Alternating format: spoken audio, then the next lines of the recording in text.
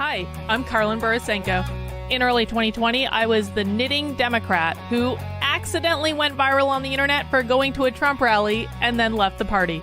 I became the conservative darling, was on all the shows, traveled around the country, and then realized that conservatives were no better than Democrats. If there's one thing that I've learned, it's that both political tribes are two sides of the same coin. But it wasn't all bad. On my journey, I became obsessed with understanding the woke ideology and the culture war. I broke the story of the city of Seattle doing segregated training with its employees. How bad has this stuff become? The city of Seattle has now put out, I'm not kidding you, this is according to Dr. Carolyn Borisenko, who's an organizational psychologist. The city of Seattle asked its white employees to voluntarily spend a day off in a training about their internalized racial superiority. I broke the story that led to the first ever federal lawsuit against critical race theory in the schools. I broke the Coke Be Less White story, one of the biggest anti-woke stories of all time. It got over 30 million views. Coca-Cola's corporate headquarters even had to change their outgoing voicemail. Throughout the past few days, you may have seen inaccurate reporting on the content of our recently launched diversity, equity, and inclusion training program. I exposed the schools in Burlington, Vermont for grooming middle school children live on the internet. They called me an unwoke cult leader for that. And the Vermont Human Rights Commission slandered me publicly as being a hate channel. I even got called a hero in Breitbart for exposing that the Washington Post was writing a hit piece on Christopher Rufo. I have broken story after story after story about what's going on in the public schools, from Cambridge, Massachusetts, to autistic sex education, to the Department of Education in Michigan, literally training teachers all over the state how to groom children. I wrote a book called Actively Unwoke, the ultimate guide for fighting back against the woke insanity in your life. I host a podcast all about fighting back, and I'm downloading all of my knowledge to you on my Substack, carlin.substack.com. The world is a crazy place. We are literally surrounded by cults on all sides. On this show, we're going to do a deep dive into all aspects of the culture war, and I will show you the dark, dystopian underbellies on both sides. Here are the commitments I'll make to you. I will always tell you the truth. I will always bring you receipts. And if you stick with me, I promise you will see the world differently. Welcome to the cult. Please mount that like button for me and subscribe if you feel so inclined.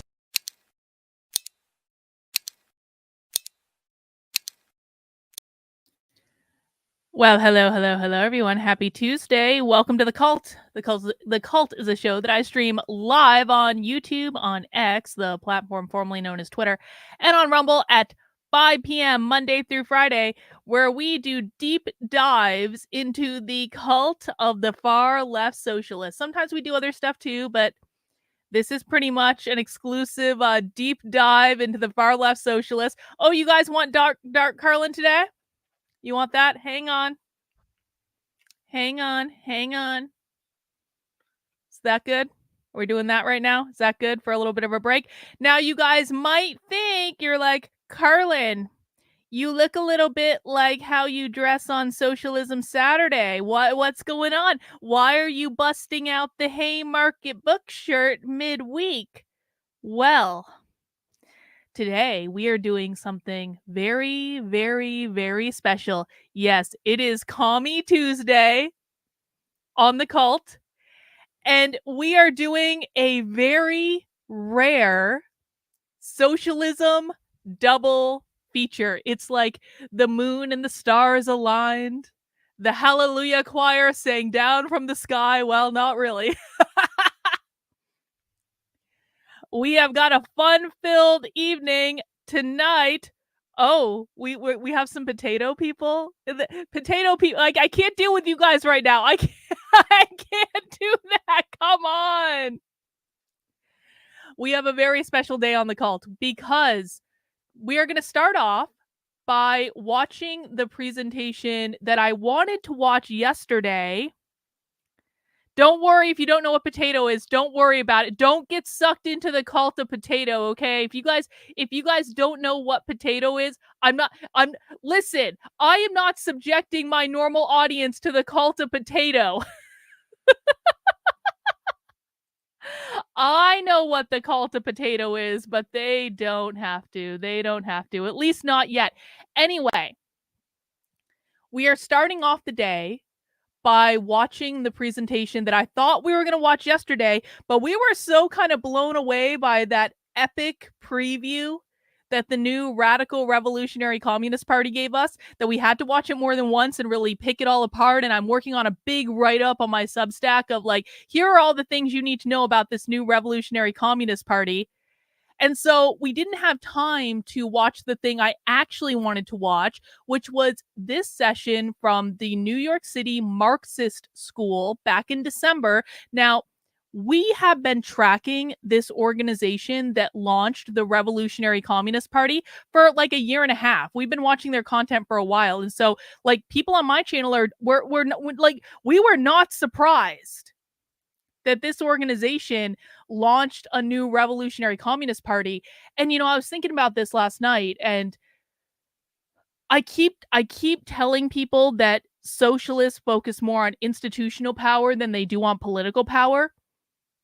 But I was thinking about this last night, and I was like, this group is not stupid. And by the way, I was hearing on Twitter yesterday that this group are a bunch of feds.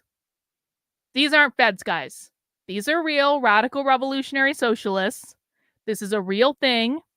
They are highly organized. They are self-funded so far as I can tell, because socialism is like its own insular ecosystem is the best that I can think that it's like socialists pour all of their money and all of their resources back into the socialist revolution.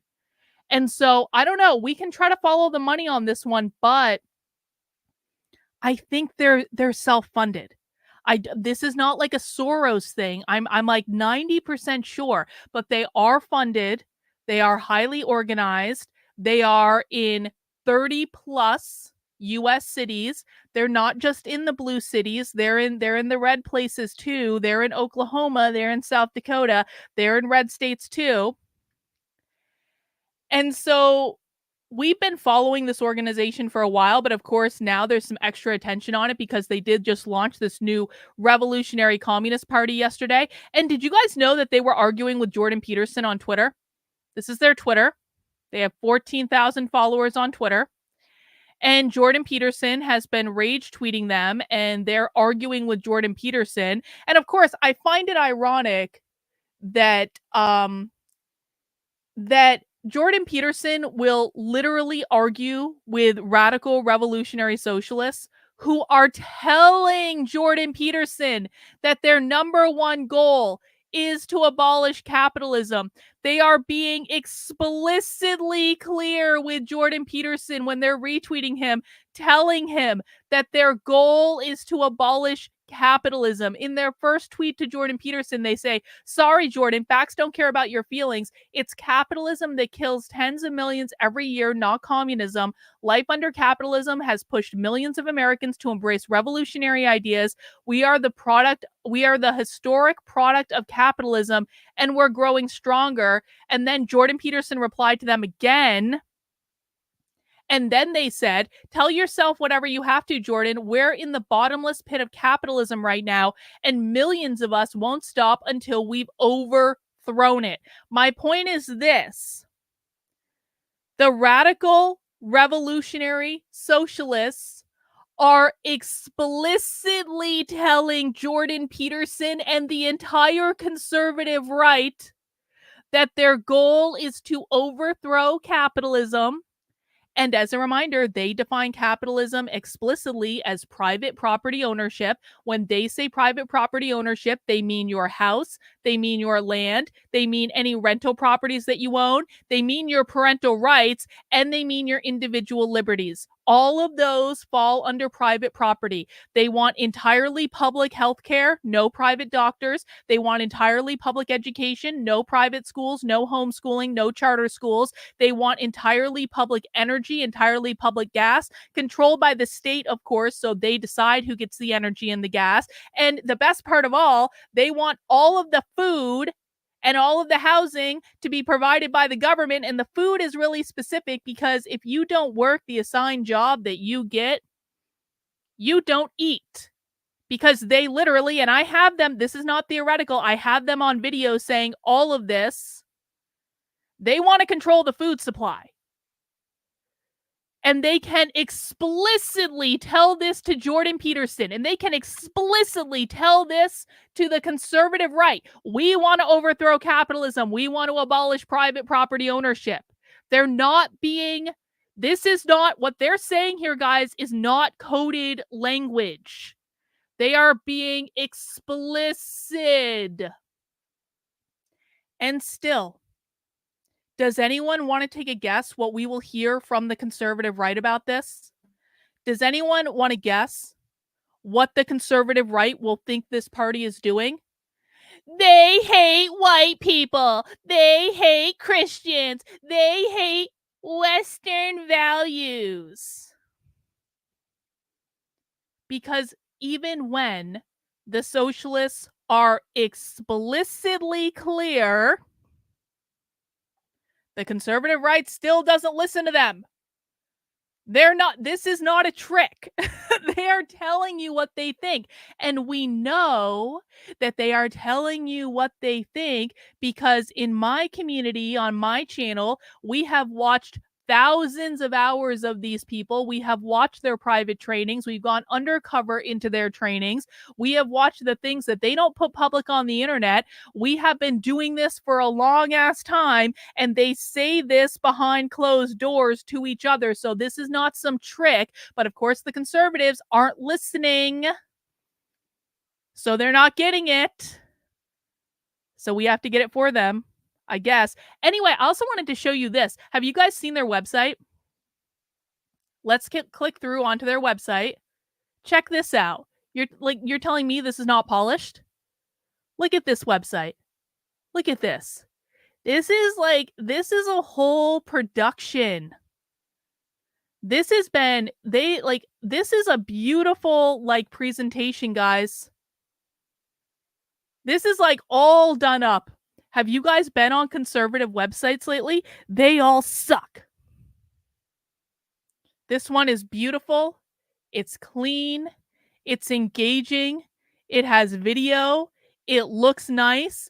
You can pop right into it. And we've been on this website a bunch of times. By the way, the reason that you see socialist revolution at the top and then they call themselves revolutionary communists is the radical revolutionary socialists, which is what I tend to call them, use the term socialist and communist and Marxist interchangeably.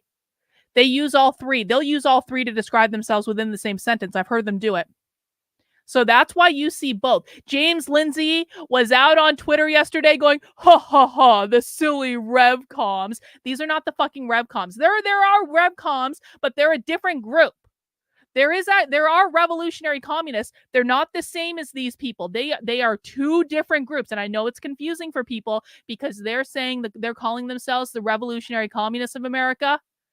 And the revcoms also call themselves revolutionary communists. So essentially, we've got two competing groups within the left that are both calling themselves revolutionary communists. So I understand why that's confusing. However, James Lindsay, if he knew what he was talking about, would not be confused. I wasn't confused because I know exactly who these people are because I've been tracking these people for a year and a half. But James Lindsay on Twitter is like, ha, ha, ha, ha, ha, silly revcoms, ha, ha, ha. I don't even know why we're talking about this. Why would I possibly tell my audience that they want to abolish capitalism? James Lindsay still refuses to say the word capitalism, by the way. The radical revolutionary socialists released an entire video saying they want to abolish capitalism. They're on Twitter telling Jordan Peterson, Jordan, we want to abolish capitalism. And James Lindsay and Jordan Peterson and the entire conservative right are like, we can't hear you. We can't hear you. Oh, you want to destroy Western values and Christianity? We can't hear you. We can't hear you. We can hear you. We can't hear you. Don't tell us capitalism because we refuse to say the word capitalism. They refuse to teach their audience what is going on. So I'll do it. Fine. I'll do it. And that's one of the things we're going to be doing today, guys. We are going to watch this presentation from the radical revolutionary socialists who just formed the new Revolutionary Communist Party. And wouldn't you know it, but this is a presentation from December, literally titled Building a Communist Party in the United States. So we're going to do this for a couple hours. But that's not all. That's not all. At around 7:15, 7:20, we're going to end this stream that you're watching right now, and we're going to go to another stream. We are going to go to a socialism live stream snipe because our friends at Haymarket Books, hi Haymarket Books, hi Haymarket Books, we haven't seen you in a while, Haymarket Books. We're like, it's going to be great. No, we're doing nothing remotely controversial too. Don't worry about it. We can do all three. It's going to be a 3-stream day. So our friends at Haymarket Books are nice enough to be doing a live presentation. And do you guys remember when we talked about the organization Rethinking Schools? Does everyone remember recently when we've been talking about the organization Rethinking Schools? Does that sound familiar to anyone? Well, guess what this logo is right here? Rethinking Schools. This is a presentation called Teaching Through a Collective Liberation Framework in Our Schools. And we'll talk more about that when we get to our second stream. But Haymarket Books just loves it when I snipe their streams.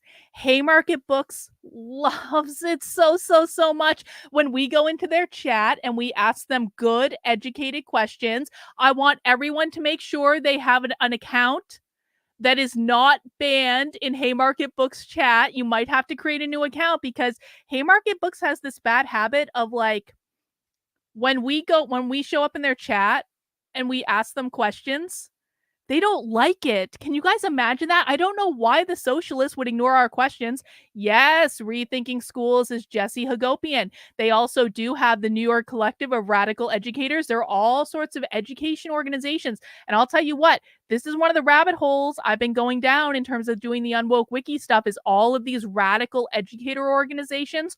Holy shit, there are a lot of them. There are so many. You guys are going to be blown away. Anyway, and then after this, we are switching gears. And of course, nothing remotely controversial with Joshua is back tonight at 9:30. And we will be doing that on schedule because we can have it all, guys. We can have it all. We can do a socialism stream, and we can do a live socialism, and we can do psychicking and tarot cards at 9:30 for a nice break for anyone that wants to stick around. So that is what is on our presentation list today. I hope you guys are here for it. Please mount the like button if you would be so kind. And also, while we're kind of getting started, please head over to my Substack, which is Carlyn, Karlyn, .substack.com. Let me put the link in the chat. Hang on. There you go. If you are not yet subscribed to my Substack, please consider doing so today. You can sign up for free, but if you do want to support the work I'm doing and help fund the only person on the internet who is showing you this stuff, because ain't no one else doing it but me, I'm sorry, that's just the truth. If you want to help keep me in business and keep this coming, please consider signing up for a subscription for $8 a month, $80 a year. You do get various perks when you do that, including access to 2 Zoom calls with me every single week. The next Zoom call is tomorrow at noon. In order to find the Zoom link, you go over to this newsletter right here and you scroll all the way down to the bottom. And underneath this red box, you will find our Zoom links for the week. You will find your link to the supporter Discord. You will find a 10% off discount code in the Unwoke Art store. You will find all your supporter perks. I send these newsletters out once a week so you can keep on top of it.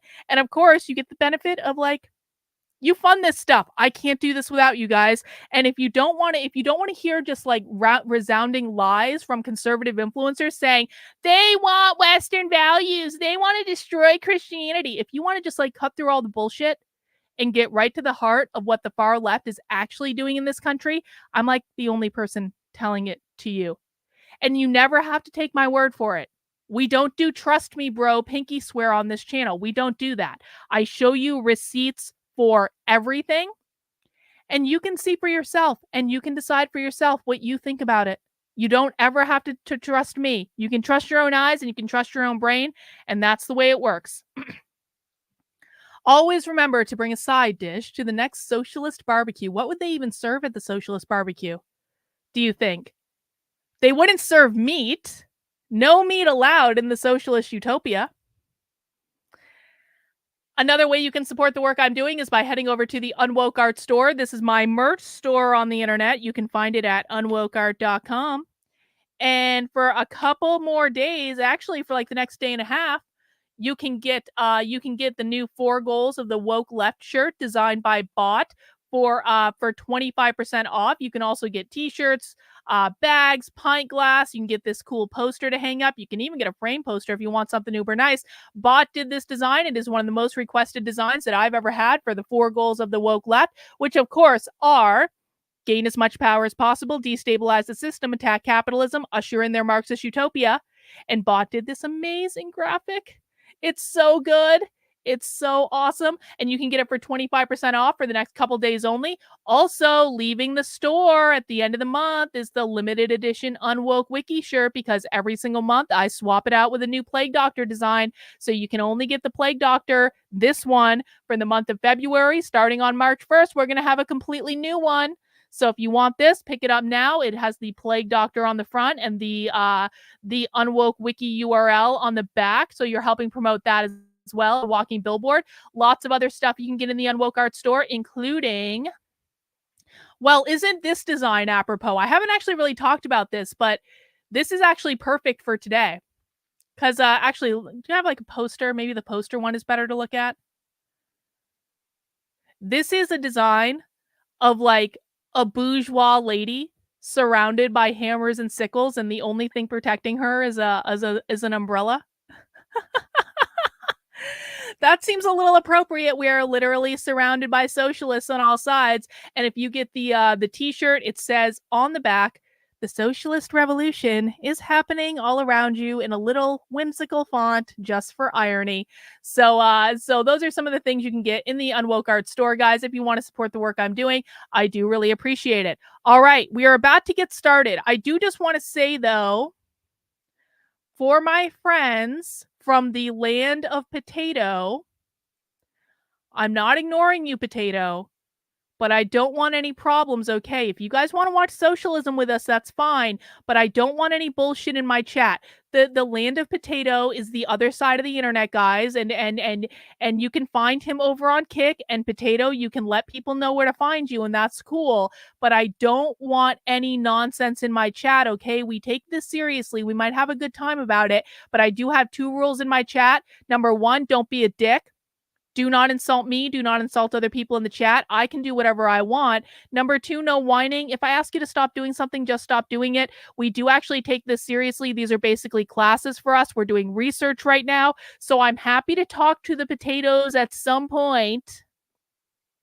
Just not right now, guys. Not right now. We are dealing with revolutionary communists right now. You're welcome to stay and hang out and learn. I don't think you guys aren't they're not the Groypers. They're a whole other mess of weirdness, okay? And I say that with the utmost respect and with endearment, all right? I do actually have a slight appreciation for Potato, but we're not going to talk about that right now. All right, let's dig into it. We have our first presentation to watch, and we are learning about building a communist party in the United States. Please do mount the like button for me, guys. Remember, I do stream Monday through Friday at 5 p.m. Please make sure you're subscribed on whatever platform you're watching on. Let's get this party started.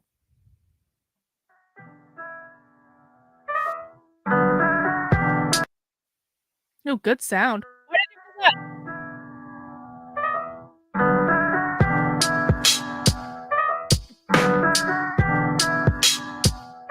God, good sound.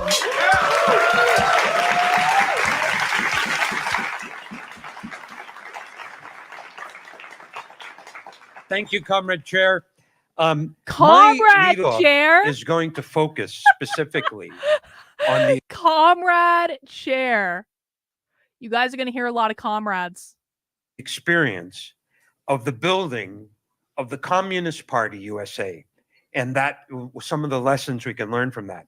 Just to let comrades know, we are Comrade. now in the year 2023, which means the Communist Party USA is about 104 years old. And any organization that's been around 104 years, I think we can learn some lessons from that. Yep, white And, guy. I thought they hated I'm white going to men. focus on the CPUSA, but I know a No. number of comrades in the discussion are going to come in on other efforts, including the Trotskyists and stuff. And I think that would be very good information. Okay, so just to be very clear, what it seems like what this presentation is so these people don't like the traditional Communist Party in the United States. Obviously, they don't like them because they're literally building a whole new party. And so it seems as though what they're probably doing with this is saying, how did the Communist Party of the United States fuck up so that we can take those lessons and not do them again? Does that make sense? So when they say Communist Party in this presentation, they are not talking about the party that they just launched. They're talking about the existing one, which is really bad. We very rarely have watched the Communist Party of the United States stuff because it's just not even worth it, to be honest. It's not anything like what you would think it is. And so they're basically saying that, like, we need to learn from what happened over here so that we can do it better next time. To supplement my leadoff. But I will say this, much of the history of the CPUSA, particularly its influence in mass movements and the trade union struggles, have really been wiped out from mainstream history in this country, so-called mainstream. The capitalist media, large parts of academia, and especially also the trade union leaders have really wanted to not let people know the role that the Communist Party played, particularly at its height. So I hope some of this discussion will enlighten people on some of those, on some of the efforts that the Communist Party made in the past. And I also want to analyze the challenges facing past American communists and see why ultimately they were not successful in building a genuine mass communist party. That's what they're doing. And why the Communist Party itself disintegrated into an opportunist sect, which is frankly what it is today. See, so he basically just confirmed what I just told you, which is they don't like the Communist Party in the United States as it is today. And that's why they launched their new revolutionary Communist Party, because they're like, you guys suck. We're going to do it better. Same with the Democratic Socialists. Remember, we saw this yesterday. These people do not like the Democratic Socialists. These people think that the Democratic Socialists are too close to capitalism. And so what they're doing is they're saying, all of these people tried to do this. They all screwed it up. We're going to do it better this time. And so they're learning from the mistakes of the past, which, to be quite honest, is really smart. It is smart to look at things you don't like and to say, okay, well, we're going to try again. How can we do it better this time? Beth says, but no way this is happening in the United States. Absolutely not, Beth. Definitely not happening. They're all feds. It's all fake. Remember, conservatives are saying definitely, not all of them. To be fair, like, I'm kind of shitting unfairly on conservatives for once, because not all of them are saying they're feds, but they're really not feds. Some of them are, but most of them, I think, are not saying that. But it was just funny. I was like, you guys really think these people are feds? Really? Really? No. Now, we're going to also compare and contrast this history in a way that takes into account many different circumstances facing comrades in the past versus what we're facing today. I want to use these historical lessons to strengthen our present task, building a mass communist party, and of course, winning over the working class, and then achieving the establishment of a workers' government. Now, I also want to say this. The people who went before us in building the Communist Party, right? I want to subject what they were doing to a political analysis, to a Marxist analysis. But I want to explain that I think most of these people tried the best they could. We are not attacking them, most of them, in a moral sense. You know, there are some nasty Stalinists and stuff who did some nasty things. So we're not attacking those people. We will attack. But most of the people who were in the Communist Party, I think they tried their best. Even those in the Stalinist period, I think a lot of them tried their best. And they were self-sacrificing people. And if you read the history of some of these militants, if you watch, for example, there's a 1980s documentary. Hang on. No, I'm sorry. This is not true. We do not peddle in bullshit here. Please do not put this stuff in the chat. This is not true. If you guys put typical conservative talking points in the chat, I will call you out every single time. We only deal in reality, things that we can observe them saying. This is unhinged.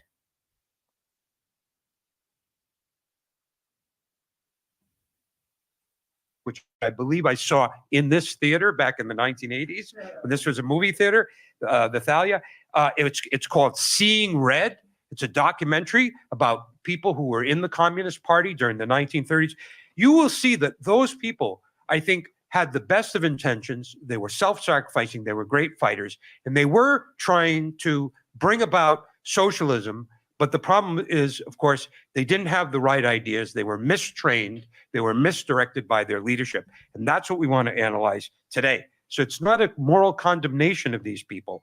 And in fact, all of these people, or at least the best of them, we stand in their tradition, but we want to learn from their mistakes and not make those mistakes again. Now, building a genuine communist party is the most serious undertaking. It's a very difficult task.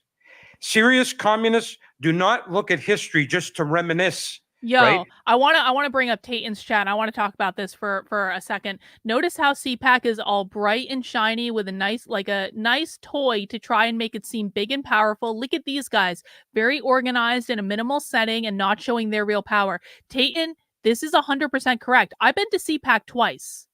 CPAC is nothing more than a production to get video to put on the internet and to put on TV. CPAC is not about doing what they're doing. They are organizing at these sessions. They are educating about what they believe. They're trying to get people coordinated. They are doing the work of political organizing. Again, they don't do this at CPAC. They don't do this at all. It's literally just a giant pep rally where all of the big conservative celebrities come out onto the stage and everyone gets up and they clap. And by the way, when you're in the middle of when you're actually in the room at CPAC, there is a giant media tower in the middle of the room. There, like, most of the seats at CPAC are behind the giant media tower and they're just watching on TVs that are at the back of the giant ass media tower. That's what CPAC is, guys. And so it's just about getting up, doing their speech for 10 minutes. Everyone claps. They've got this giant production tower with all these different cameras and the lighting's perfect and all this stuff. They get great video, but that's it. That's all it's about. This is different. This is actual organizing. This is actual education. And that's what they do at their conferences. Again, for people who don't know, you might be new to me, I've been undercover at their events. I've gone to their events. It is night and day different from what conservatives are doing. And that's why they're winning.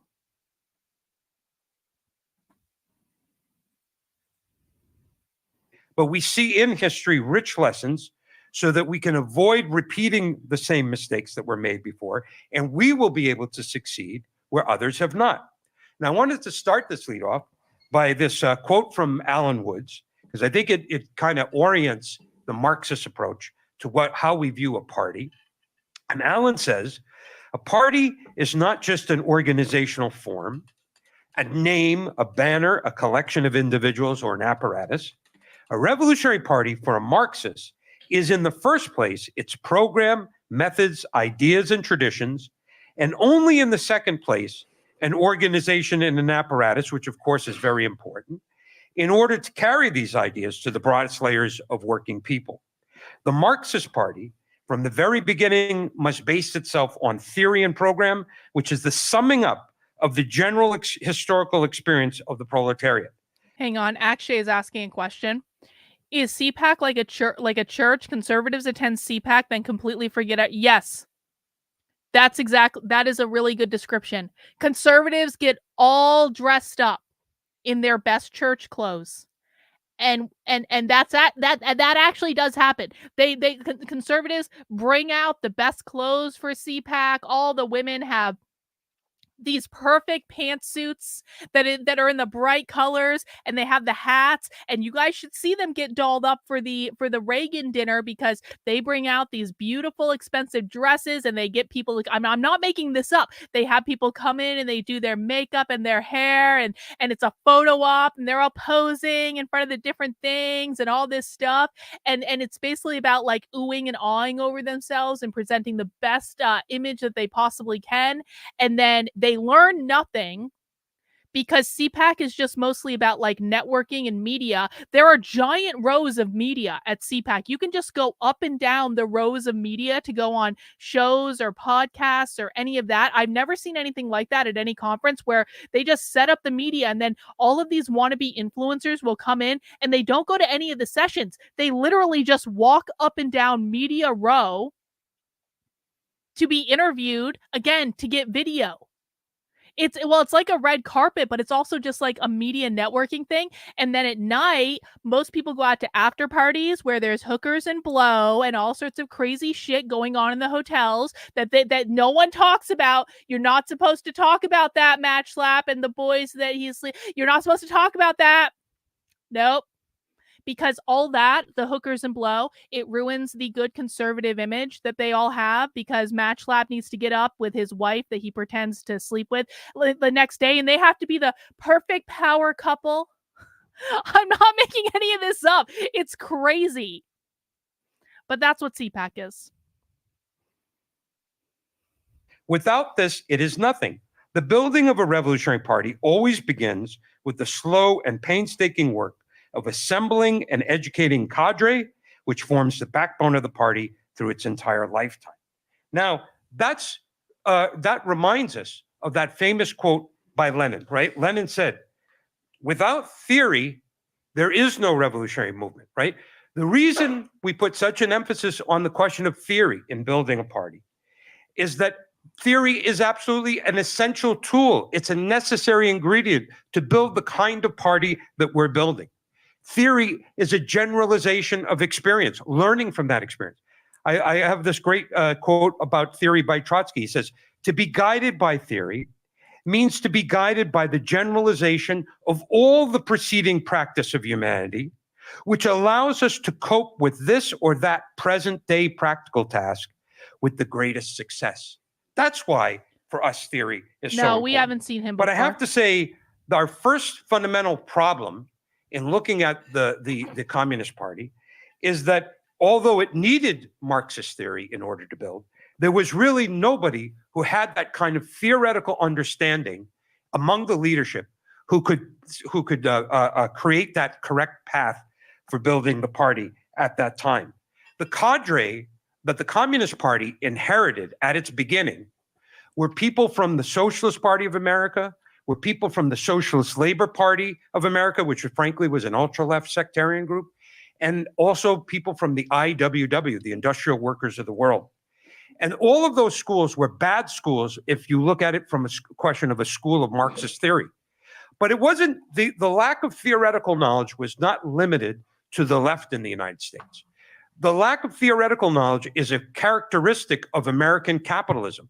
The American ruling class never needed to develop theory to any high level in order to come to power and maintain its power, at least up till now, right? So, for example, how did the American bourgeois, establish its power as a ruling class, right?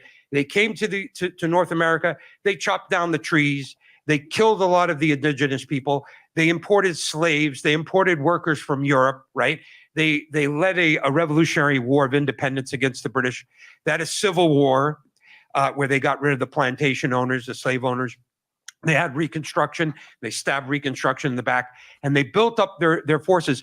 And in order to do that, empiricism, which the American ruling class inherited from the British, and pragmatism, right, was a sufficient theoretical tool for them to achieve their power and maintain their power. Unfortunately, that low theoretical level that's established by the ruling class set a tone for the whole society. So what he's saying right now is that the founding of the United States was literally grounded in capitalism. And this is part of one of their problems with it. This is why these people want to undo the entire United States, because they say, and this is why they say that the United States was grounded in racism too, because remember, these people believe that capitalism created slavery because slavery is the ownership of people as private property, and slavery created systemic disparities. And the only way to solve systemic racism, in systemic racism, the system is capitalism. In institutional racism, the institution is capitalism. The only way to solve racism, according to these people, is to abolish capitalism and replace it with equity. So he's literally telling you right now the United States was flawed from the beginning because it was built on capitalism. And if you ever hear them say, like you'll hear Nicole Hannah-Jones say with the 1619 Project, that the United States was built on racism, it's because they use the terms racism and capitalism interchangeably because they believe that capitalism created slavery, which created systemic racism. If you have questions about that, let me know. And unfortunately, the labor movement and the left in the United States has been a reflection of that low theoretical level. It's up to us Marxists to struggle against that, to understand that in order for the American working class to be able to overthrow the U.S. ruling class, and in order to establish a workers' government in this country, a workers' we are government. going to need to study theory. We are going to have to. Pop quiz for the chat. What does it mean when he says he wants to establish a workers' government? What does that mean specifically? A workers' government. What are they going to have to do to establish a workers' government? Yup, that's a dictatorship of the proletariat. That means a communist government. What else? The socialist utopia? Yup, a government run by socialists. What are they going to have to get rid of in order to establish a workers' government? Socialist government? Well, they are going to abolish all private business, but that's not what I was talking about. But that's true. They need to abolish. Okay, but what does that mean? What does a workers' government mean? This is true, but this is not what I'm getting at. Okay, you guys aren't getting the answer, so I'm going to give it to you. And that's okay that you aren't getting it because this isn't something we've talked about a lot, but we have heard them say this. And when you hear, yeah, this is true, Zachary. Overthrow the this is good. This is a good answer. Overthrow the constitutional system of government and replace it with a government run by the party. So we have heard them say in other socialist presentations that we've watched, they want to abolish the Electoral College, they want to abolish the Senate, and they want to abolish the Supreme Court because they believe that the only form of democracy that exists is like representative democracy where every person gets one vote, and the Electoral College and the Senate and the Supreme Court are outside of that. So they're going to get rid of all of those things. And they believe every time socialists say democracy, what they mean is socialism.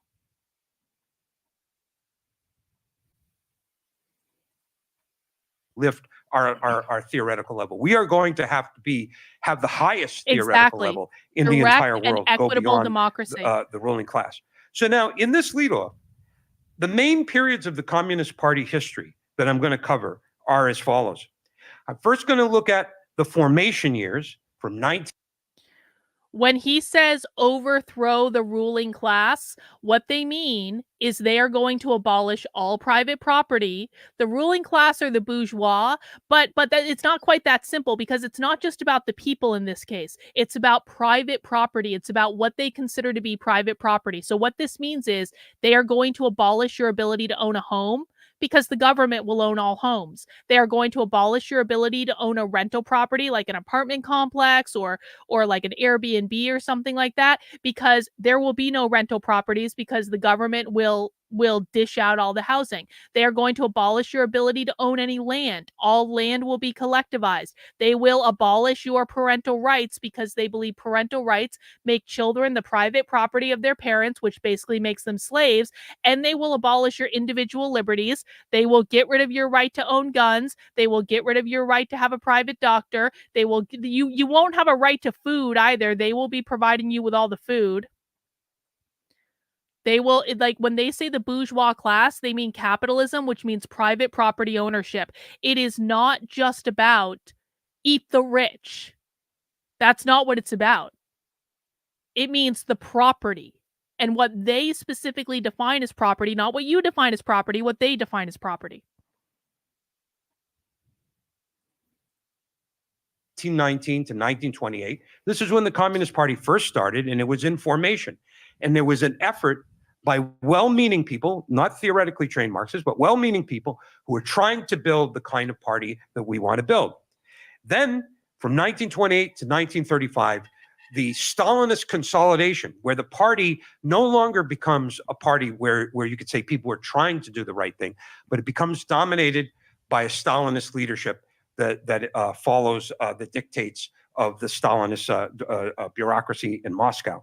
And during 1928 to 1935, they had an ultra-left sectarian policy, which I'll cover. Then from 1935 to 1945, we're going to look at the Popular Front period, where once again, the Communist Party was still a Stalinist organization, but it completely flipped from being an ultra-left. Yeah, this is actually a really good point. This is one of those scenarios in which conservatives are going to walk right into the trap that's being set for them, because they already did this with abortion.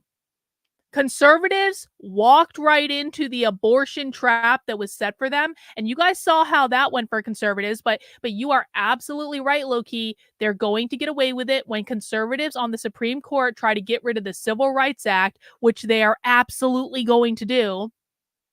All of a sudden, the socialists will have this back door to start talking about how racist the system is. Can you believe that the Supreme Court got rid of the Civil Rights Act? Because most normal people don't understand it, guys. They don't understand that stuff, okay? What they're going to hear is the Supreme Court is racist and they are institutionalizing racism and we have to be against racism. The minute that the Supreme Court overturns the Civil Rights Act, you better watch out. And conservatives are going to do something stupid that's going to walk right into the trap that's being set for them. And I promise you, they're already going to be organized when that happens. And I know this because they were already organized when Roe was overturned. A day or two after the draft decision of Roe v. Wade got released, not the final decision, the draft decision, we on this channel watched a presentation from the University of California at Berkeley. And what they were talking about in that presentation is they were already planning for the overthrow of Roe v. Wade. They were already planning on organizing. They were already planning on getting abortion pills into states where abortion was going to be outlawed. They knew it was going to happen. They planned for it to happen. They used it to raise an astronomical amount of money. They used it to register an astronomical amount of young voters on college campuses. And they're going to do the exact same thing with the Civil Rights Act because now they have the playbook. This isn't even hard. This is literally copy, paste, exactly the same playbook. Except this time there are probably going to be riots. If the Civil Rights Act gets overturned, there are going to be riots. And it's probably going to be worse than it was in 2020. So fun times are ahead. Do I think it was a socialist that leaked the... Oh, yeah. Oh, big time. I mean, definitely a progressive. It was at least a progressive, if not a socialist, but it was absolutely someone on the left that leaked. That draft decision only helped the Democrats. It did not help the Republicans. It only helped the Democrats. Sectarian orientation into basically an opportunist and reformist organization. And that was pretty much that 10-year period, with the exception of the Hitler-Stalin Pact, which I won't have time to cover, which goes from September. Oh, yeah. Oh yeah, welcome to the shit show that never ends, my friend. Conservatives are indeed trying to overturn the Civil Rights Act. 100%. And to be fair, there is actually a rationale to this that is not racist in any way. But that's not how it's going to come across to normal people. And conservatives are doing exactly what they did with Roe v. Wade, where they were like, this is just about states' rights and we want to uphold states' rights, which of course isn't fucking true. And everyone knows that's not true. But conservatives are doing exactly the same thing with this. They're like, we just want the best person to get a job. And then they go on Twitter and they complain about black people and diversity hiring and how all black people are just diversity hires, as though that doesn't come across as like incredibly goddamn racist.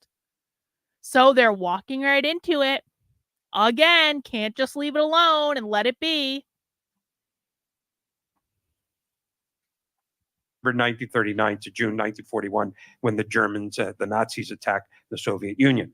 Then we're going to cover the Cold War and the Red Scare period from 1946 to 1955.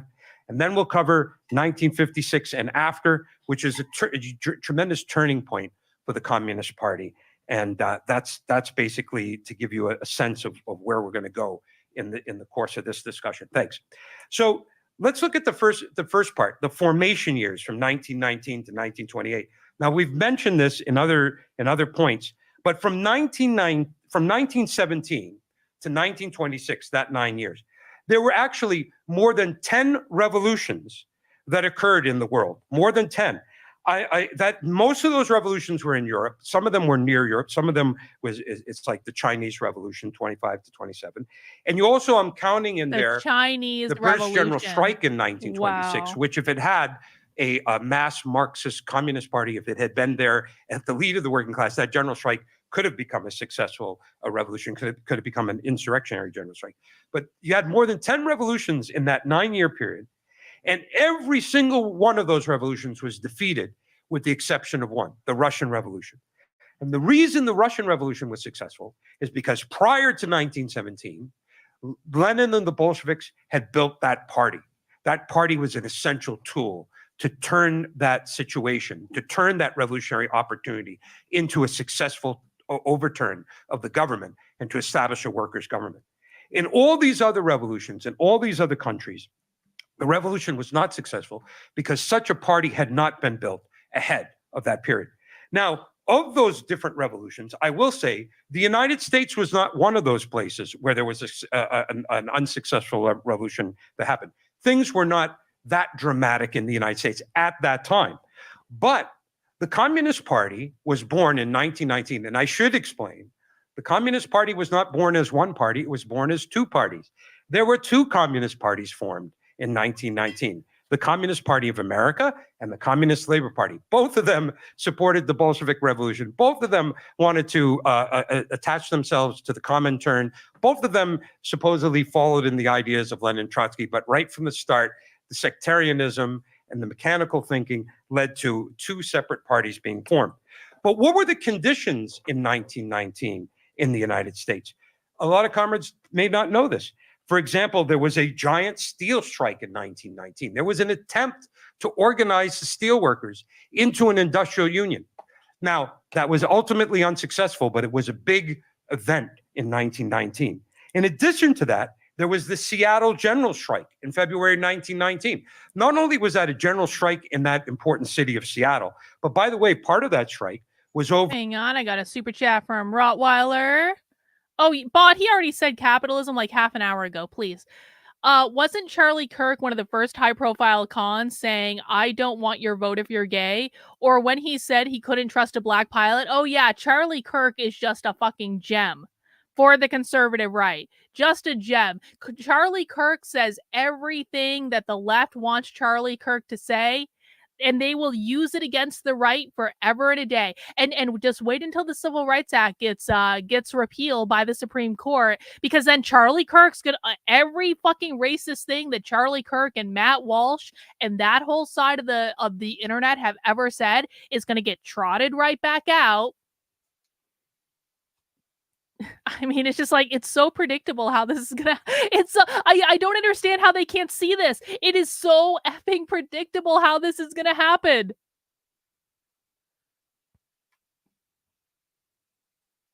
for stopping the shipment of arms from the United States to the white counter-revolution in Russia, which was trying to overthrow the Bolsheviks. The workers were doing what they could to help out the Bolshevik Revolution. That same year, in Lawrence, Massachusetts, there was a textile strike, 30,000 strong, that lasted 16 weeks, basically 4 months, right? And you had a strike of miners in Butte, Montana. So you had a lot of strike activity, a lot of actions by the working class in 1919. You even had a strike of the police in Boston. Yes, a major city, the police went out on strike in 1990, just showing you the topsy-turvy nature of what was going on even in the United States at that time. In addition to that, you had the rise of independent labor politics. The question of the Farmer Labor Party was beginning to be posed. And I'm not going to be able to go into that in detail, but comrades may know I have a booklet on that, on the question of a workers' party, which covers some of that stuff. And certainly if it comes up in the discussion, I can answer some questions on that. So the Communist Party, when it was born, its main body, the main amount of people that came in to the two Communist Party were people from the Socialist Party of America. But there was, again, nothing is so simple as just one split, right? There were actually 3 different splits from the Socialist Party of America. Two of them, as I explained, set up 2 different communist parties. And then a third split comes over later, right? And as I explained, they also brought some people over from Daniel de Leon's ultra-left sectarian group, the Socialist Labor Party, and the IWW at the same time. So this was a mixture of people, right? It was like a mixture of left-wing revolutionary socialists, syndicalists, but I would say, to be fair, none of them really had an understanding of Marxism or its method. If they had some understanding, it wasn't a good one, but I think a lot of them had no understanding at all of Marxism and was very confused. They knew what they disliked about reformism, but they had no clear way forward. Even the organized left factions that existed in the Socialist Party prior to the split, there was no nationally unified left-wing opposition in the Socialist Party. You'd have like an opposition organized in Massachusetts, and they tried to organize an opposition in New York. There was another one in Chicago. You know, it was fragmented. So even internally, the left wing of the Socialist Party was not really united. Now, the thing is what was necessary to build that Bolshevik party is you needed somebody who was going to look and consciously build the party and use theory as a way to kind of craft the building of that party. And that's what the Bolsheviks had when they had Lenin. Lenin had a craft for building and educating Marxist cadre and building a party of Marxist cadre. For example, he paid attention to this question of building trust between the leadership and the membership, building trust among the leaders, teamwork and internal division of labor. And inevitably, whenever you have humans getting together to do something, there's going to be differences. There's going to be conflict. How did Lenin handle that? He said, we're going to resolve these differences. We're going to resolve the conflict by using it to raise the theoretical questions that are posed, raising everybody's theoretical level as part of that. And then, of course, we'll test the theory against events. And if something's wrong, then we will change our analysis because because theory ultimately. I just want to like, so random kind of side note. I, of course, have been dealing with conservative retards on Twitter all day, as I am prone to do, because apparently the only people who come into my feed and don't understand any of this stuff are conservative retards who refuse to listen to the left. And I've been in a back and forth with one of those conservative retards, and they basically said, in response to the revolutionary socialists, they were like, guns versus guillotine. We've got lots of guns and they have a guillotine. And I was like, you don't think that these people are armed? You don't think they have guns? And of course, the retarded conservatives said, armed pinkos. The institutions they support are them. I doubt it. Well, here's the thing, guys. If you had come to my Socialism Saturday stream that I did probably over a year ago, we have actually watched on Socialism Saturday armed revolutionary groups connected with Antifa explicitly talking about being armed, explicitly talking about training with guns. We have them on video talking about this stuff. So you guys can live in this imaginary fantasy land where the only people who own guns in the United States are conservatives. But I've got members of Antifa on video talking about being armed and training with guns. And anyone who lives in Texas knows this is true, because if you go to leftist protests in Texas, the leftists show up with their guns. Like, this is not theoretical. Every single time.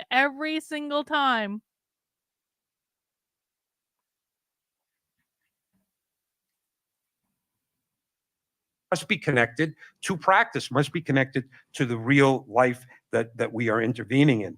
So within that context, he was able to build a cadre organization, a centralized organization, and then eventually build a mass party on that. Trotsky comments about Lenin's craft in this, and he says, the building of a revolutionary party demands patience and hard work. At any price, you must discourage, you must not discourage. You guys know that guy who lit himself on fire outside of the embassy? The person in the Air Force, him in the Air Force that literally just lit himself on fire while screaming, "Free Palestine, free Palestine, free Palestine," and said he was doing this because of the evil settler colonialists before he lit himself on fire. You think that guy doesn't have a gun? Literally in the... Oh, that's what the socialists... Oh. I get it now. I get it. That's so horrible.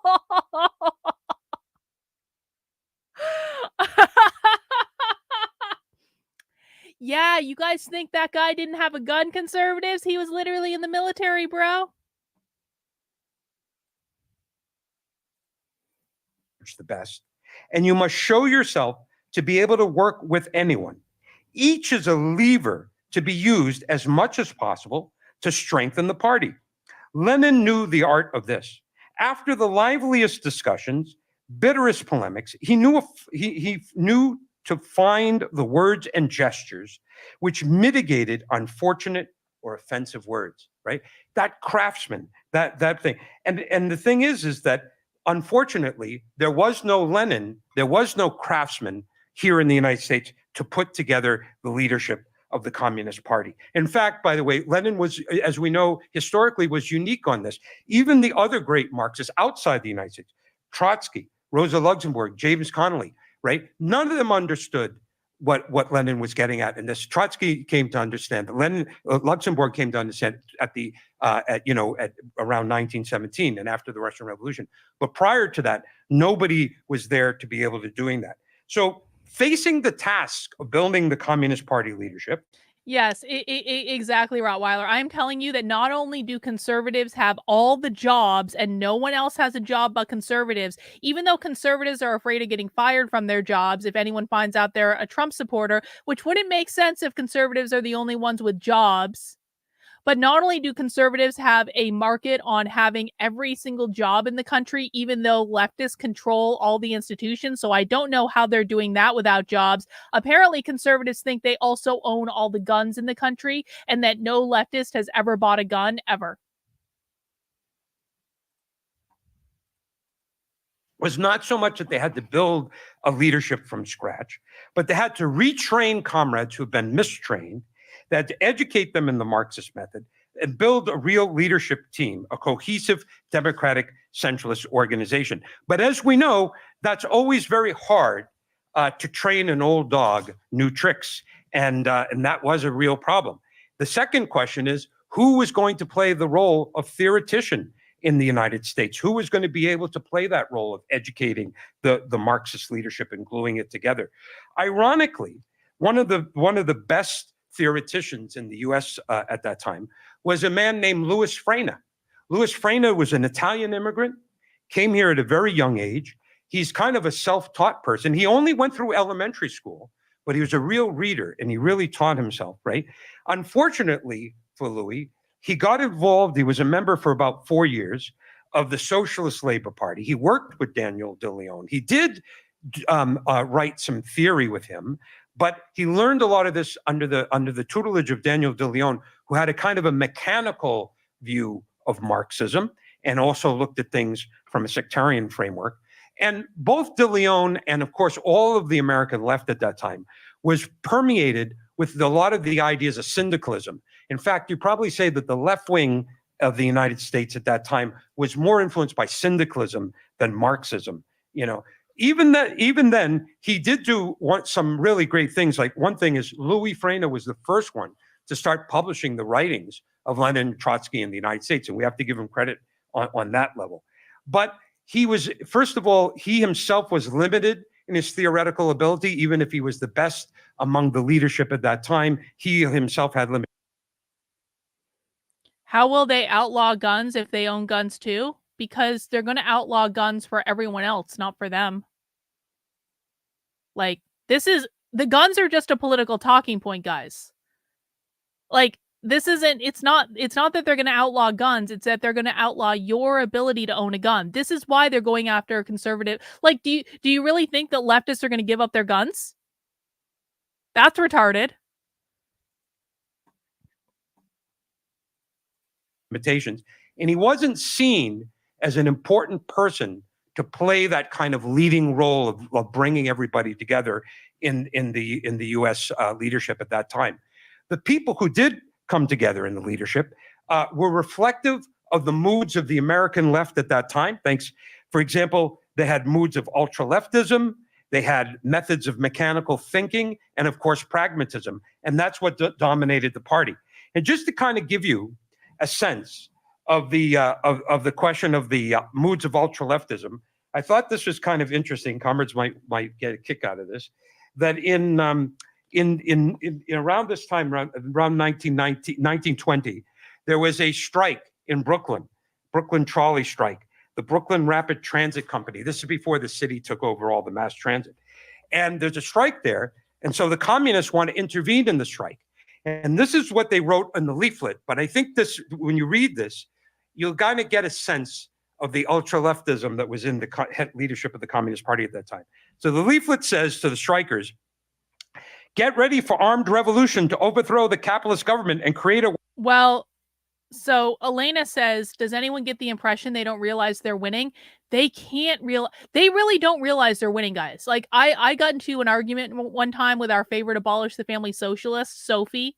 I was DMing her on Instagram, and I DM'd her on Instagram, and I said, Sophie, you know you guys are winning, right? And Sophie got so pissed. She was like, me, like, how dare you? Blah, blah, blah, blah, blah. I was like, okay, Sophie, but I'm pretty sure you're winning. But the reason she got so upset is that they can't tell themselves that they're winning because the revolution is perpetual, the revolution is ongoing, the revolution never stops. And so they literally can't see it. They have no idea how close they are to their socialist. But you know what? I was thinking about this. I was thinking about it last night, and I'm like, I really think that the creation of this new revolutionary communist party might be a sign that they are starting to realize how close they are to winning, because socialists focus almost entirely on institutional power. For decades, for 100 years, literally the last century, they have focused almost exclusively on institutional power. And institutional power is more important, and institutional power is harder to get, which is why they had to focus on it for a century to get it. If you don't know the difference between institutional power and political power, you can refer to yesterday's stream. I have an article on my Substack about this. I've got a clip going up on the channel later today about this. But why all of a sudden are socialists switching gears to focus on, we have to create a political party to support the revolution? I think they know. I think they know how close they are. And I think they're like, okay, we've come this far. We've gotten this far. We have a lot of things in place. But in order to get like that last little step to the violent revolution that we're inevitably going to have before the Marxist utopia, They have to form a political party. They have to have something in place. And they said in the video yesterday, they said, we need to do this now before the revolution starts. So they have some awareness that they've come a long way. They are in an excellent position culturally. They have organized all of these things across all of these cities, across all of the United States. And now they're at that last kind of push up the hill where they need to form a political apparatus to be able to organize around the political apparatus before they get to the violent overthrow of capitalism. It's actually ingenious that they did it now, to be honest. They know it's coming. They know they need something in place to take over the government because, guys, there is going to be a violent revolution against the United States government at some point in our lifetime. It is going to happen. They need the organizing mechanism to make it happen. The organizing mechanism to make it happen is the political party that they just launched. But it takes time to build that up, and it takes time to get everything in place, which is why they're doing it now. Rottweiler says, we have nothing to lose but our change. It galvanizes their resolve. They are dangerous when they think they're losing. It's their life mission. I mean, I don't know, Rottweiler. I think they might be more dangerous than, I think this political party is actually more dangerous than people think. And I think this political party might be a sign that there is, at least among some people at the very top, the very top level true believers, I really think it's some sort of understanding of how close they are, that they know they need this organizing apparatus to be up and running. It's not about ballot access. It's not about this. It is about having the mechanism in place when they overthrow the government. That's what it's. They are good, bro. They're going to control all the elections, and do you think they don't care? They don't need ballot access. This is only about having the mechanism in place for when they overthrow the government. Tayton says they started this at the right time. Look at the two candidates; they're old as dirt. Yeah, I mean that's another great point, Tayton. The two presidential candidates are not appealing to young people. Socialists hate Joe Biden; they're not going to vote for him. Look at the two candidates; they're both old as dirt and not many good candidates. We've heard teacher webinars talking about we are doing this all for the future voters. Yep, that's exactly right.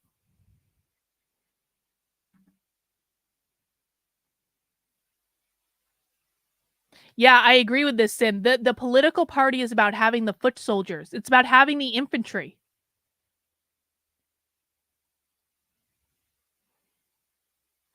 No, I'm not saying that at all. I'm saying they're going to overthrow the federal government. I'm being explicit. They are going to overthrow the federal government. The Civil War, guys. There's a clip on my channel talking about this if you want more information about it, because I'm not going to go in depth right now. But the Civil War is going to happen. But the Civil War is not what Tim Pool says it is. The Civil War is not going to be left versus right. Conservatives are far too lazy to engage in a civil war. Conservatives are not leaving their easy chair for nothing.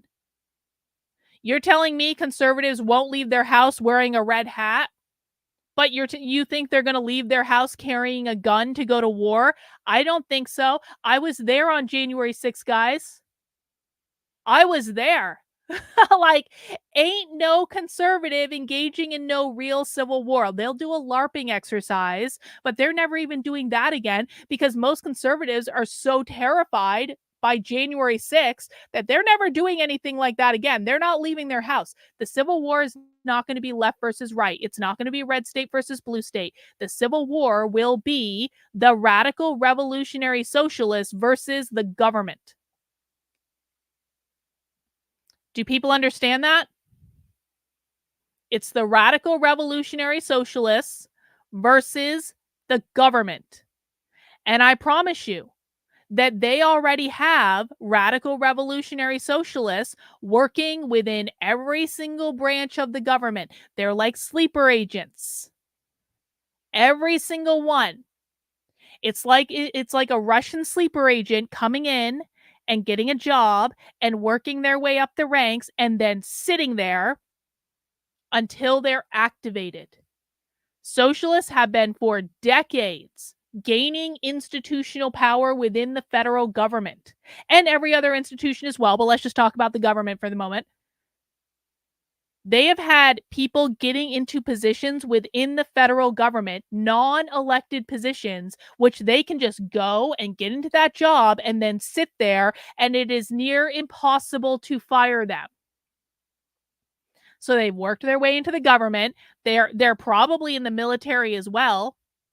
And at some point, they're going to activate and the Civil War will start, and it's going to be radical revolutionary socialist versus the federal government, and it's going to be filled with sleeper agents and the people on the inside. So they're going to win. And they're going to execute anyone that is not on their team. And I hate to I don't hate to be brass tacks. People need to hear this. They are going to execute every federal government employee and every elected politician that is not on their team. And they're probably going to televise it. Do people understand this?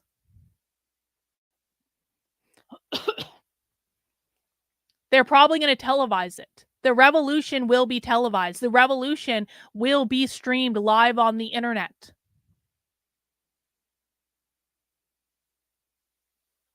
And it's probably going to happen within the next 15 years. I'm not joking around about that. I talked about the timeline yesterday. I've got a clip going up on my second channel if people want to learn about that. I have described the timeline on my Substack. I've laid it all out. This is going to happen within most of our lifetimes.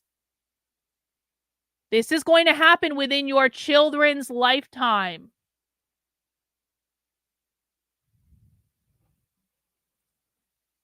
I knew a lot of socialists in the military.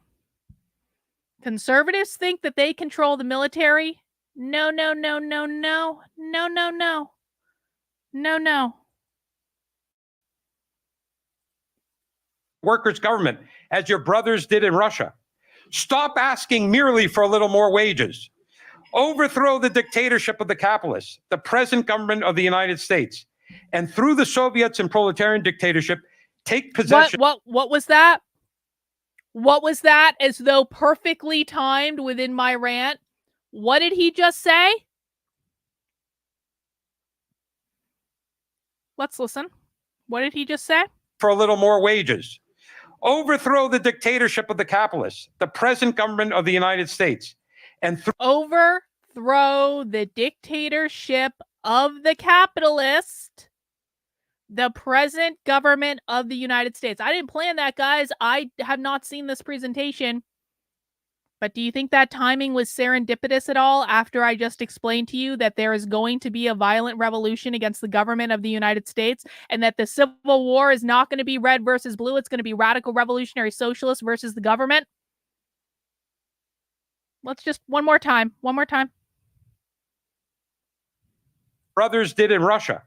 Stop asking merely for a little more wages.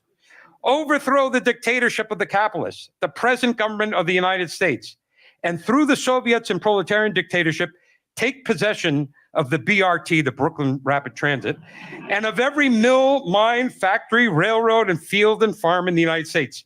The Communist Party of America sounds the call for revolution, for the armed uprising of the workers. Now, I think, comrades, if we went to intervene in the UAW strike and the actors strike, we're not going to have a flyer based in that kind of method. But it reflects where. So you think I'm wrong in my interpretation because that's a quote from 100 years ago? Do you think their goals have changed in 100 years? So your argument is that Carlin, they don't really, when they say they want to overthrow the capitalist government of the United States, that's just a quote from 100 years ago. You don't need to worry about that, bro. Everything has changed since then. It was I don't know how you can possibly misinterpret this. That was an old quote. You don't think the goal is the same? What evidence do you have that the goal has changed?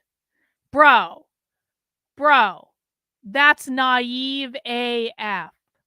They are not taking control. Dude, come on.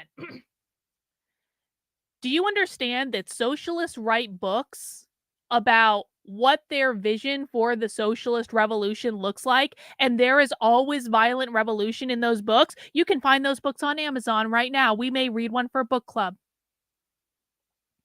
The socialists openly talk about violent revolution. They're talking about being armed. They are very, very aware that violence is part of their revolution. It's only going to come at the very end, though. It's only going to come when they've already won. It's only going to come when they have all their pieces perfectly placed around the chessboard. They're 2 moves away from checkmate, and they need to finish the job, and that is it. There is no reality in this lifetime in which the socialist revolution will be peaceful. You need to get that idea out of your head. Because as I already said, this is going to happen within our lifetime. Unless you're like 80 something years old, this is going to happen within our lifetime. It's going to happen within your children's lifetime. And it's not just I have never heard a single socialist talk about the revolution in which they think they're going to take control peacefully. That is a pipe dream.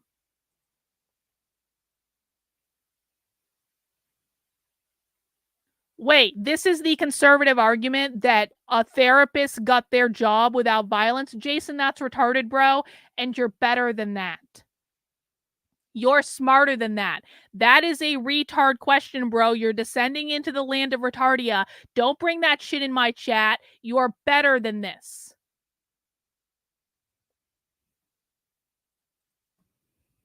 People were at that time. Now, another thing that was missing, and this again flows from the theoretical weakness of the party, was a question of understanding perspectives. If you want to build the Communist Party, it's not just about a name, it's not just about a program, but it's about having a comprehensive theoretical education, which, by the way, should also include historical education, right? The Bolsheviks studied the Paris Commune. The Bolsheviks studied the French Revolution.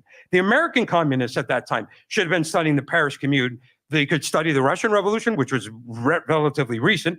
They could study the American Revolution, the English Revolution, the French Revolution, the American Civil War Reconstruction. All of those things should have been looked at. But in addition to that, they had to have an understanding of perspectives. Now, why are perspectives important? Perspectives are important because things change. Things don't stay the same. And the environment that you're building the party in is going to necessarily change as the crisis of capitalism evolves. So, for example, at the end of World War I, as I was explaining, there was a lot of instability in the United States. There was a lot of strikes. There was a lot of activity. Yes. But did that last forever? No, it did not. It eventually came to an end. There was the period of instability of capitalism became stabilized, right? In fact, the Comintern discussed this in 1921, how the post-World War I instability created a new situation of temporary stability of world capitalism.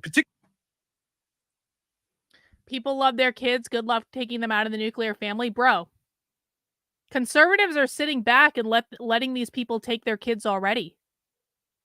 Conservatives aren't doing anything to fight for parental rights. Nothing. They sit back and they take it, and then they whine on the internet about how they're poor victims of the world, but then they don't do anything to fix the problem.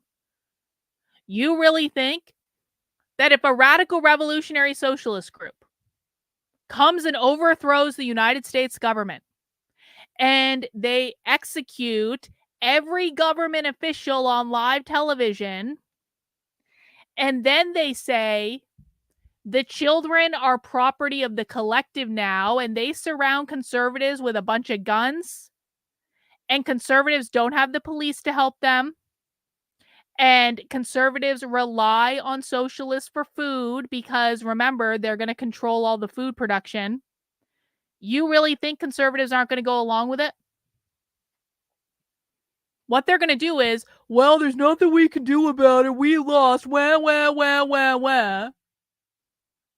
Most of them are going to go, they're not going to do anything about it.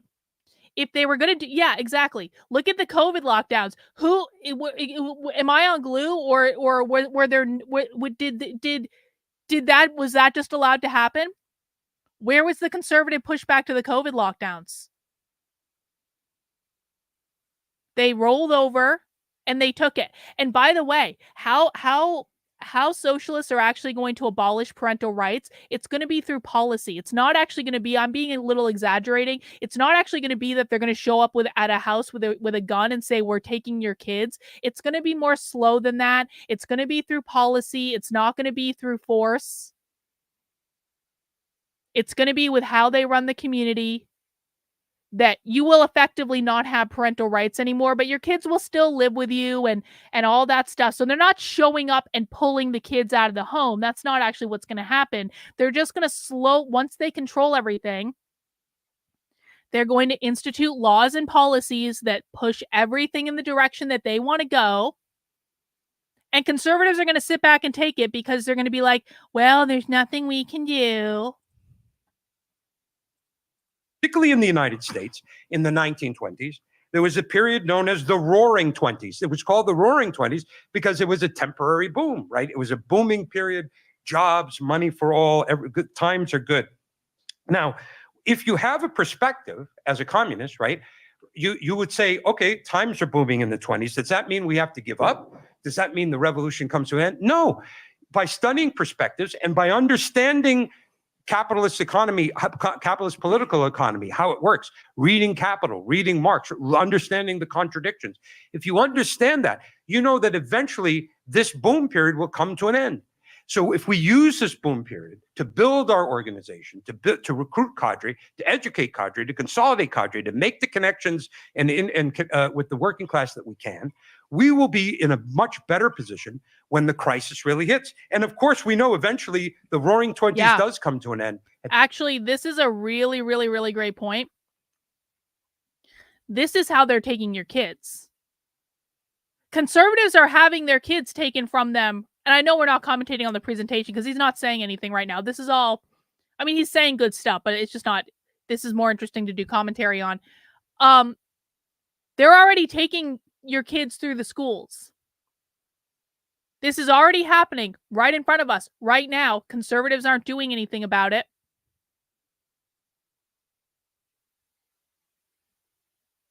They are training your kids in school from the time they're 5 years old to reject normativity. The kids are going to reject the nuclear family. Happening right now, right in front of us. And we're already seeing the government is pulling kids out of homes if the parents won't trans the kids. We're already seeing this. I've been screaming about this for 1.5 years. I get told, no, Carlin, they're not really going to do that, and you're making stuff up, and James Lindsay swears that's not happening. They're doing it right in front of you right now.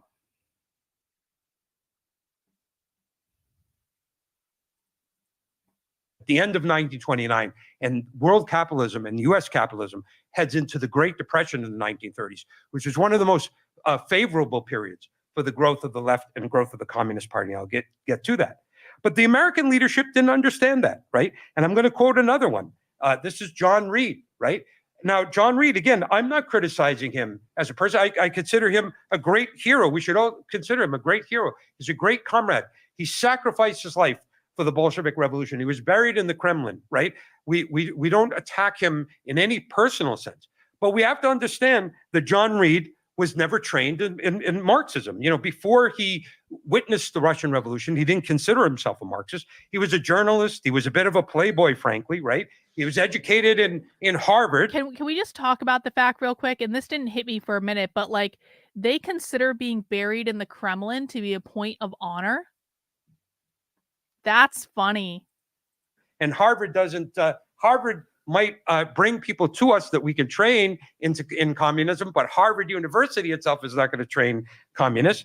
As a result, he reflected that kind of pragmatic thinking that he had, and he used that when he joined the Communist Party, Funny. became one of the leaders in how he thought about doing the work. So I just wanted to read a little bit about how he saw the task of building the Communist Party. He says, "My idea is to make socialists.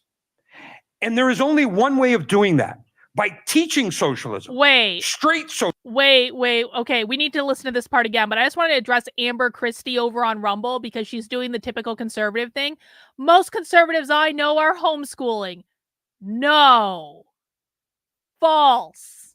I'm sorry. Is anyone actually living in the fantasy land in which most conservatives are homeschooling? Amber Christie, no offense, girl, but that's stupid. We can look at the education system right now and know that it is absolutely, unequivocally, untrue, by no measurable objective standard, are most conservatives homeschooling. And when the left wins in November, because the left is going to win in November, guys. They're going to win. I don't care how much you like Trump. I don't care how much you think Trump's going to win. I don't care how big that Trump rally you went to, what it was. I don't care. I think the left is going to win in November, and I think they're going to win big. And if you think they're not going to ban homeschooling, banning homeschooling is one of the first things they're going to do when they have the power to do it. I promise you, because conservatives, you know what's happened? You've really pissed them off with this book banning bullshit. And by piss them off, I mean you have focused them through your ineffectiveness. You have focused the left entirely on public schools because you focused on book banning.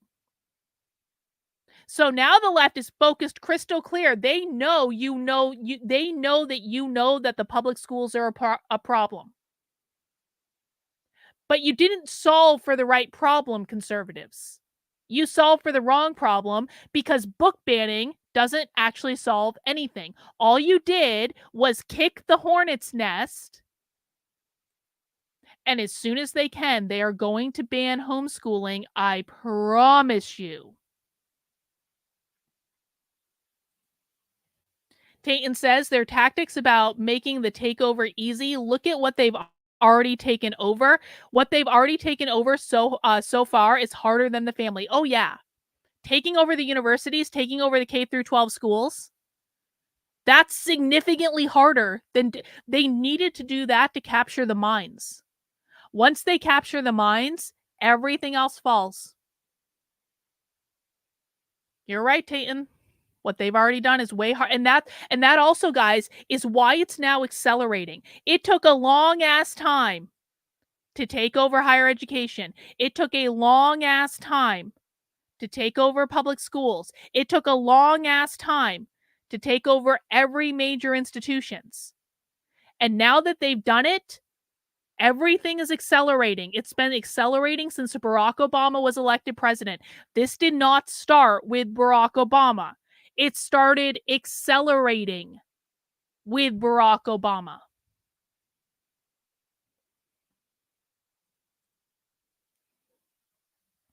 Socialism, revolutionary socialism. Hang on, I want to listen to that again. Is to the task of building the Communist Party. He says, "My idea is to make socialists.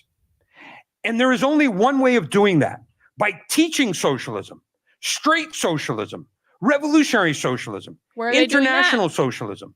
This is what the Russian Bolsheviki did. This is what the German Spartacus group did." And then he goes on and says, "Revolutionary socialism, above all other kinds, must be practical. It must work.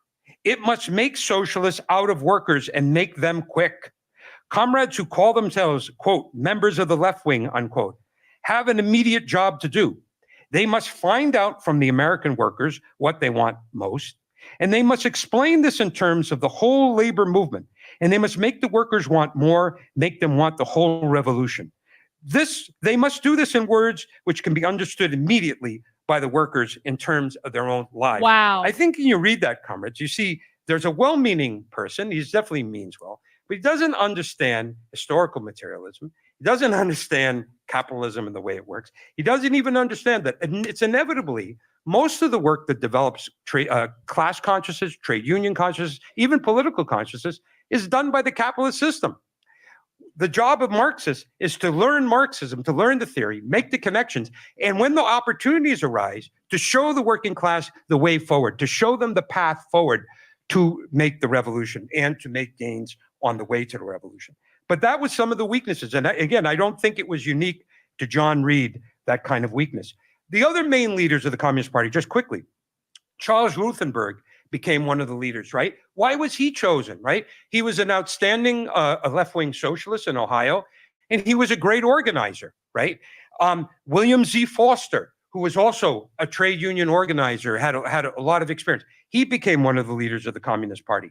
James Cannon, as we know, another good organizer, another person with a lot of experience. He becomes a leader of the Communist Party. And then also another guy named Lovestone, who started out as a radical student in New York. He eventually works with Ruthenberg and becomes one of the top leaders of the organization. But unfortunately, this group together, all these good organizers, no theoretician, what they don't do is form a real leadership team. In fact, they're broken up into factions. So you have a faction around Ruthenberg and Lovestone. That's one faction, usually the dominant faction in the party. You have another faction around William Z. Foster, and you have another faction around Cannon.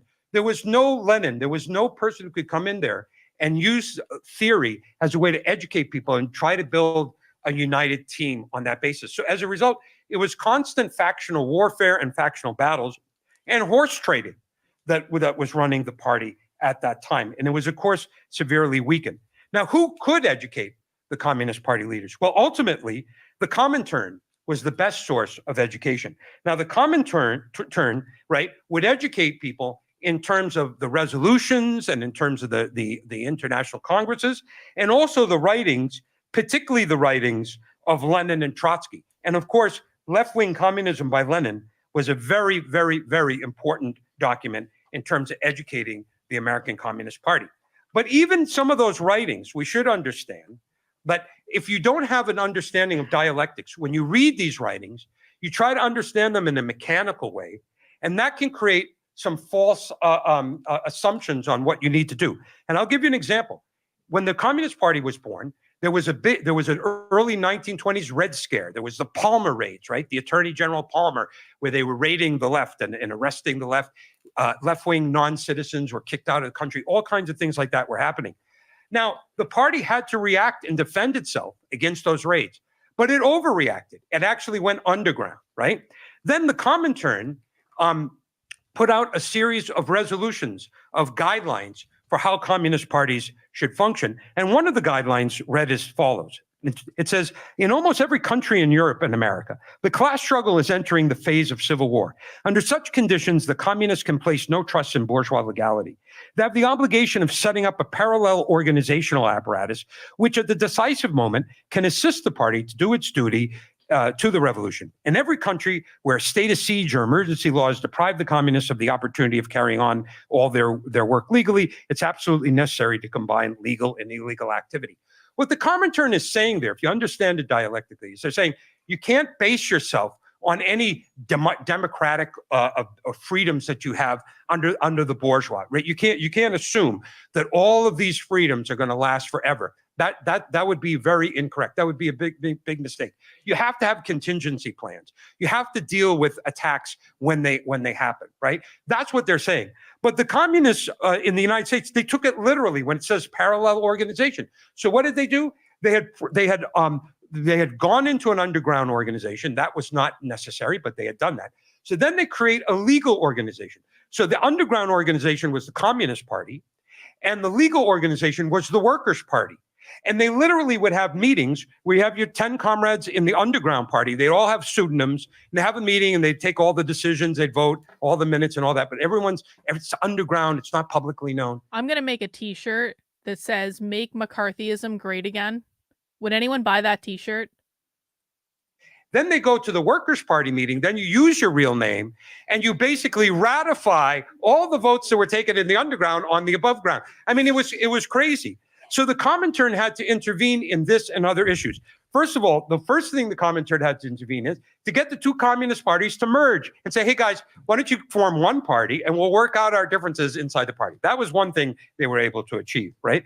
Another thing they got them to do is to eventually liquidate the underground party and everybody goes into the other party, which, like I said, was called the Workers' Party of the United States. Then it later becomes known as the Workers' Communist Party of the United States. Eventually, they drop that and they become, again, the Communist Party of the United States.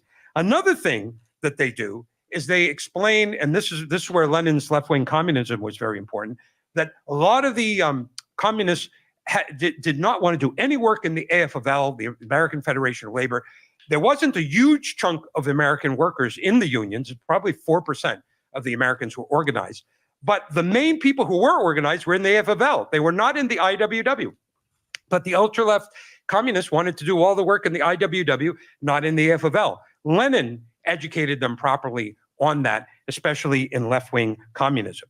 So to some extent, they were getting educated by Lenin and Trotsky. But remember that most of the best people from 1918 to 1921 especially, most of the best people in Russia, in the Communist Party, right, were engaged in fighting the war, fighting against the counter-revolution, which was a life or death matter. They were busy trying to, make arms, weapons, ammunition, food to keep the That's the a good worker state idea. alive, I'll think right? about that. So as a result, if most of the best people were in the Red Army or running the economy or like Lenin overseeing the state, the people who staffed the Comintern were not always the best people. And as a result, that was reflected in some of the ways that the communist parties around the world were educated or maybe miseducated. As John pointed out in his intervention yesterday, the chairman of the Third International, chairman of the Comintern was Zinoviev, right? And then later, when he's removed, he's followed by Bukharin.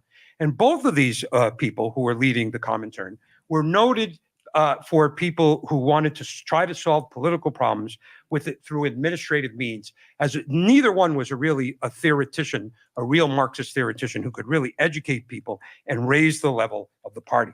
Another major problem facing the early American Communist Party was identity politics, believe it or not. No shit. Now, I want to say, before that term was Really? coined, identity politics has been a long-term problem in the U.S., right? It's a byproduct of the way American capitalism was born. What? American capitalism. Sometimes on stream, socialists say things that really surprise us because no one listens to the left, and so they make a lot of assumptions. Identity politics are a byproduct of capitalism. Why don't they like identity politics? Now, here's the thing. There are many different types of socialists. There are old hippie socialists. There are Antifa socialists. There are like the entire age range of, so when I was at the socialism conference, I saw everyone from 18, actually even kids. There were kids at the socialism conference, all the way up to like people in their 70s or 80s. Huge variety of dress. They're not all queer Marxists. Some of them are, some of them aren't. Not all socialists are radical revolutionary socialists, although these people are. But he strikes me as more of like, this guy's not a queer Marxist. This guy is not on the pink-haired pronouns gang. And it's important to acknowledge that. Someone asked me in the comments, either like on Twitter or YouTube or something, like, why don't all socialists use they, them pronouns? Because not all socialists are queer Marxist. That's it. The queer Marxists use they, them pronouns or some other variation on pronouns because they're not going to adopt the gender binary, but not all socialists are queer Marxists. This guy it strikes me that this guy is like a union organizer. This guy is a historian. This guy is like a more like academic when it comes to Marx and Lenin and all these things. He's more of an economic Marxist than he is a cultural Marxist. And it's important to acknowledge that because not all socialists are the same on everything. And so I suspect that why he's saying that identity politics was created by capitalism is that he is focused more on like economic Marxism than he is on the culture stuff. Let's listen to that again.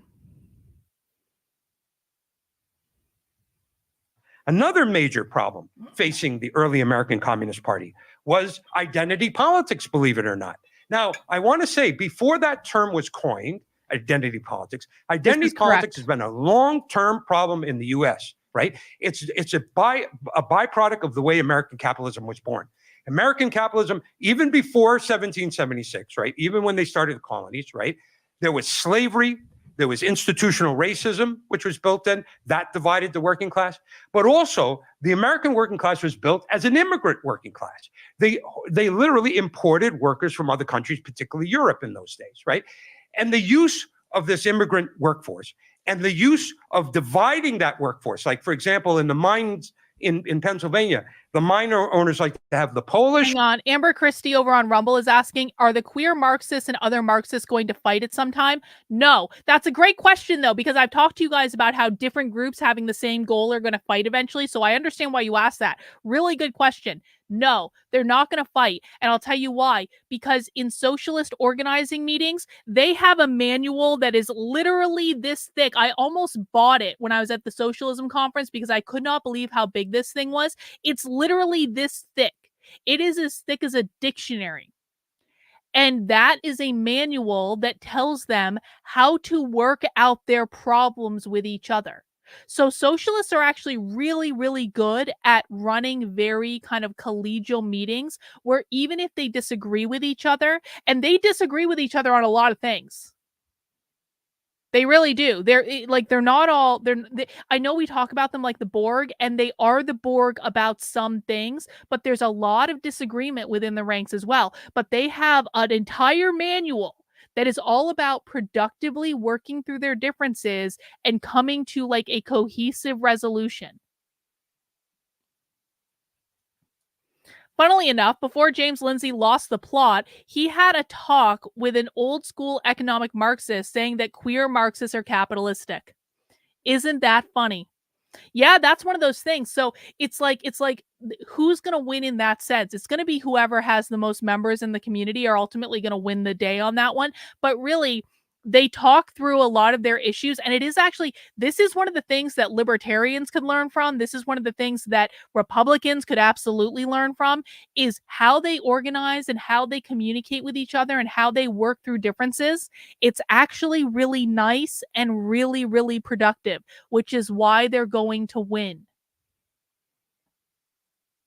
And the Irish, so that they couldn't talk, right? You know, the Irish wouldn't understand Polish, the Polish didn't understand English, you know, that kind of, they literally used that as a way to keep people divided. Politically, it created a culture in this country where instead of people identifying by class, they identified by ethnicity, and so on and so forth. You saw that kind of identity politics be a dominant force in the United States way back. Now, this also got reflected in the left, right? Because, you know, as Marx and Engels say, the dominant ideas of any society are the ideas of the ruling class. These ideas of identity, ethnicity, splitting people on national origin were so prevalent that they even went into the left.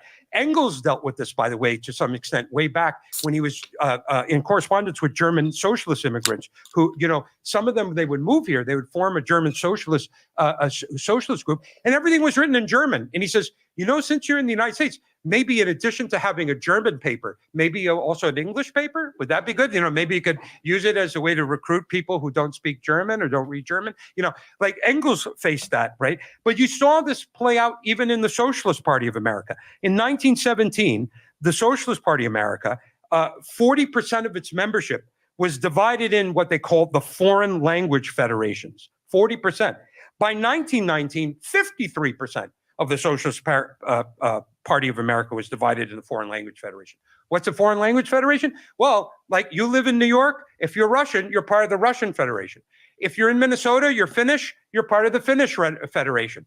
They would literally segregate people by nationality. So you wouldn't necessarily go to the local branch meeting unless the local branch meeting is part of the Russian Federation, if you're part of that, or the Finnish Federation, or the Lettish Federation, the German Federation. They had divided people along these ethnic lines. That was not good from a point of view of unifying the working class. That was good from the point of view of the capitalist class to keep the working class divided. And this was playing out inside the Socialist Party. The same thing got brought into the Communist Party. In 1919, if you take the two communist parties together, there's an estimate that they had at the time about 25,000 to 40,000 members. But a lot of those were mass membership. They weren't cadre members, right? And this mass membership means you pay a small dues, small fee, you buy a paper, you may come to an occasional meeting, but you would be part of one of these foreign language federations. In 1919, they said, for example, the Communist Party of America, they estimate only 7% of it, the Communist Party of America, was English, spoke English as their primary language, you know? Now, of course, things do change a bit, right? There is the attacks, the Palmer raids. In the Palmer raids, a lot of people who are foreign nationals are deported, because they were radicals and stuff. But just to show you, still, if you get to 1923, in 1923, the Communist Party at that time, about 10% of the Communist Party, English was your primary language. Another 50% of the party could speak English, but it was English as a second language, which basically meant there was about 40% of the American Communist Party that really couldn't even speak English. Give you an example of the same year in Chicago. Chicago had 52 branches of the Communist Party. 5 of the branches conducted their work in English. The other 47 branches were in other languages, 14 other languages. So you had the party was segmented according to national origin, to ethnicity. It was a very negative experience. It cut across the question of building a centralized organization. Now, we're not against, by the way, having multilingual. If you have to have translation, if you have a branch and there's 2 or 3 languages that are spoken, you have to have translation. We'll do that. We certainly support publications in other languages to reach other sections of the working class that live here. But what we don't want to do is to divide the organization, divide the working class, either in the trade unions or in any workers' political party, where you divide them along ethnic lines or national lines. Just also to let you know, in 1925, finally the party was reorganized. Now, it was done a bit mechanically also, so they lost some people. They didn't explain it politically well enough to convince people that this is what needed to be done. It was kind of ordered from on top, from Moscow, that kind of thing. But finally, they do eliminate the foreign language federations. They do centralize the party. They do move forward. But the party in 1925 had 9 daily papers. One of them was in English. That was the Daily Worker. But just to show you, the Freiheit, which is the Yiddish communist paper, they had a circulation. It's a daily paper, right? They had a circulation of 22,000. The Daily Worker, which was a daily English Marxist paper, Communist Party paper, had a circulation of 17,000. So there were more papers sold in Yiddish than in English in the United States by the Communist Party. But that was where they were at that time. Now, I'm going to move on to the next part because my time is running out. But I do want to say this. The Communist Party did a lot of good work, and they made some mistakes as well. And the farmer labor movement stuff, I can't go into that. They also set up some wonderful united fronts, including the Trade Union Education League, which was a Communist Party-led militant front, class struggle front inside the AFL. I don't have time to go into that. Fun facts, really, if someone can come in on that, that'd be great. If Thank not, you. I urge comrades to read about that. And there's also another united front, the International Labor Defense, which was a united front led by the party to fight against people who were victims of the bourgeois state, repression of the bourgeois state, class war victims. They took the lead in the Sacco and Vanzetti thing. Now, I can't get into, but Joe Lang is going to come in the discussion and give you more information about that. Now, by 1928, the Communist Party, as we know in the Soviet Union had degenerated. The Stalinist bureaucracies came. Well, okay, this is an interesting question from Gloria. Have we seen anything to let us verify that socialists are deterministic, or if they believe? I mean, they believe in free will. No, they definitely believe in free will, but they want everyone's free will to align with the collective. Would be my answer. I showed your super chat, Tayton.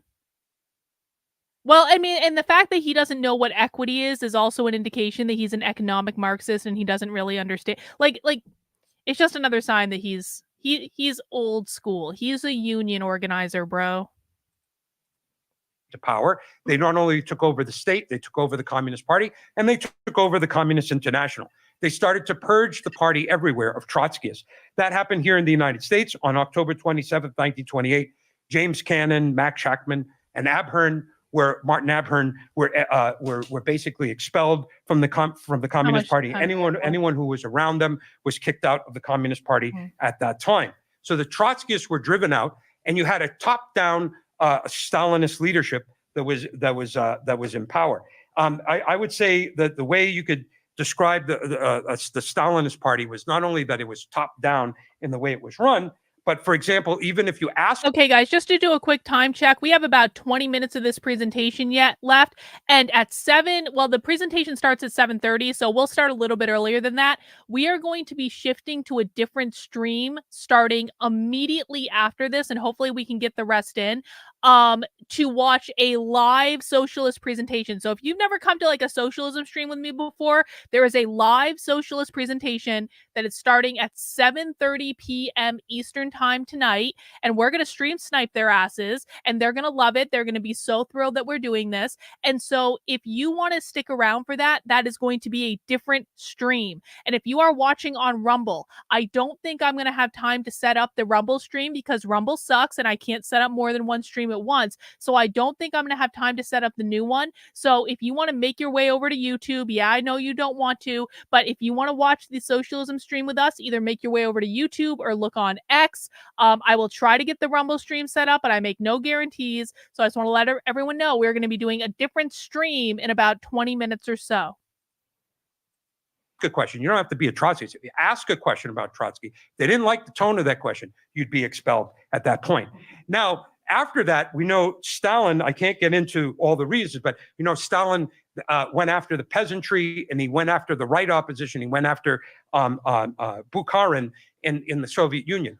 That also played out in the United States because Lovestone, who was linked with Bukharin and had just won election, his team had won election at the last Communist Party Congress in the United States in 1928.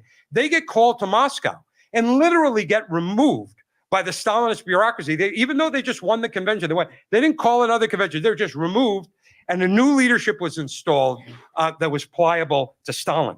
From that point on, around the International, the Comintern develops this ultra-left third period, right? Basically, ultra-left sectarian tactics.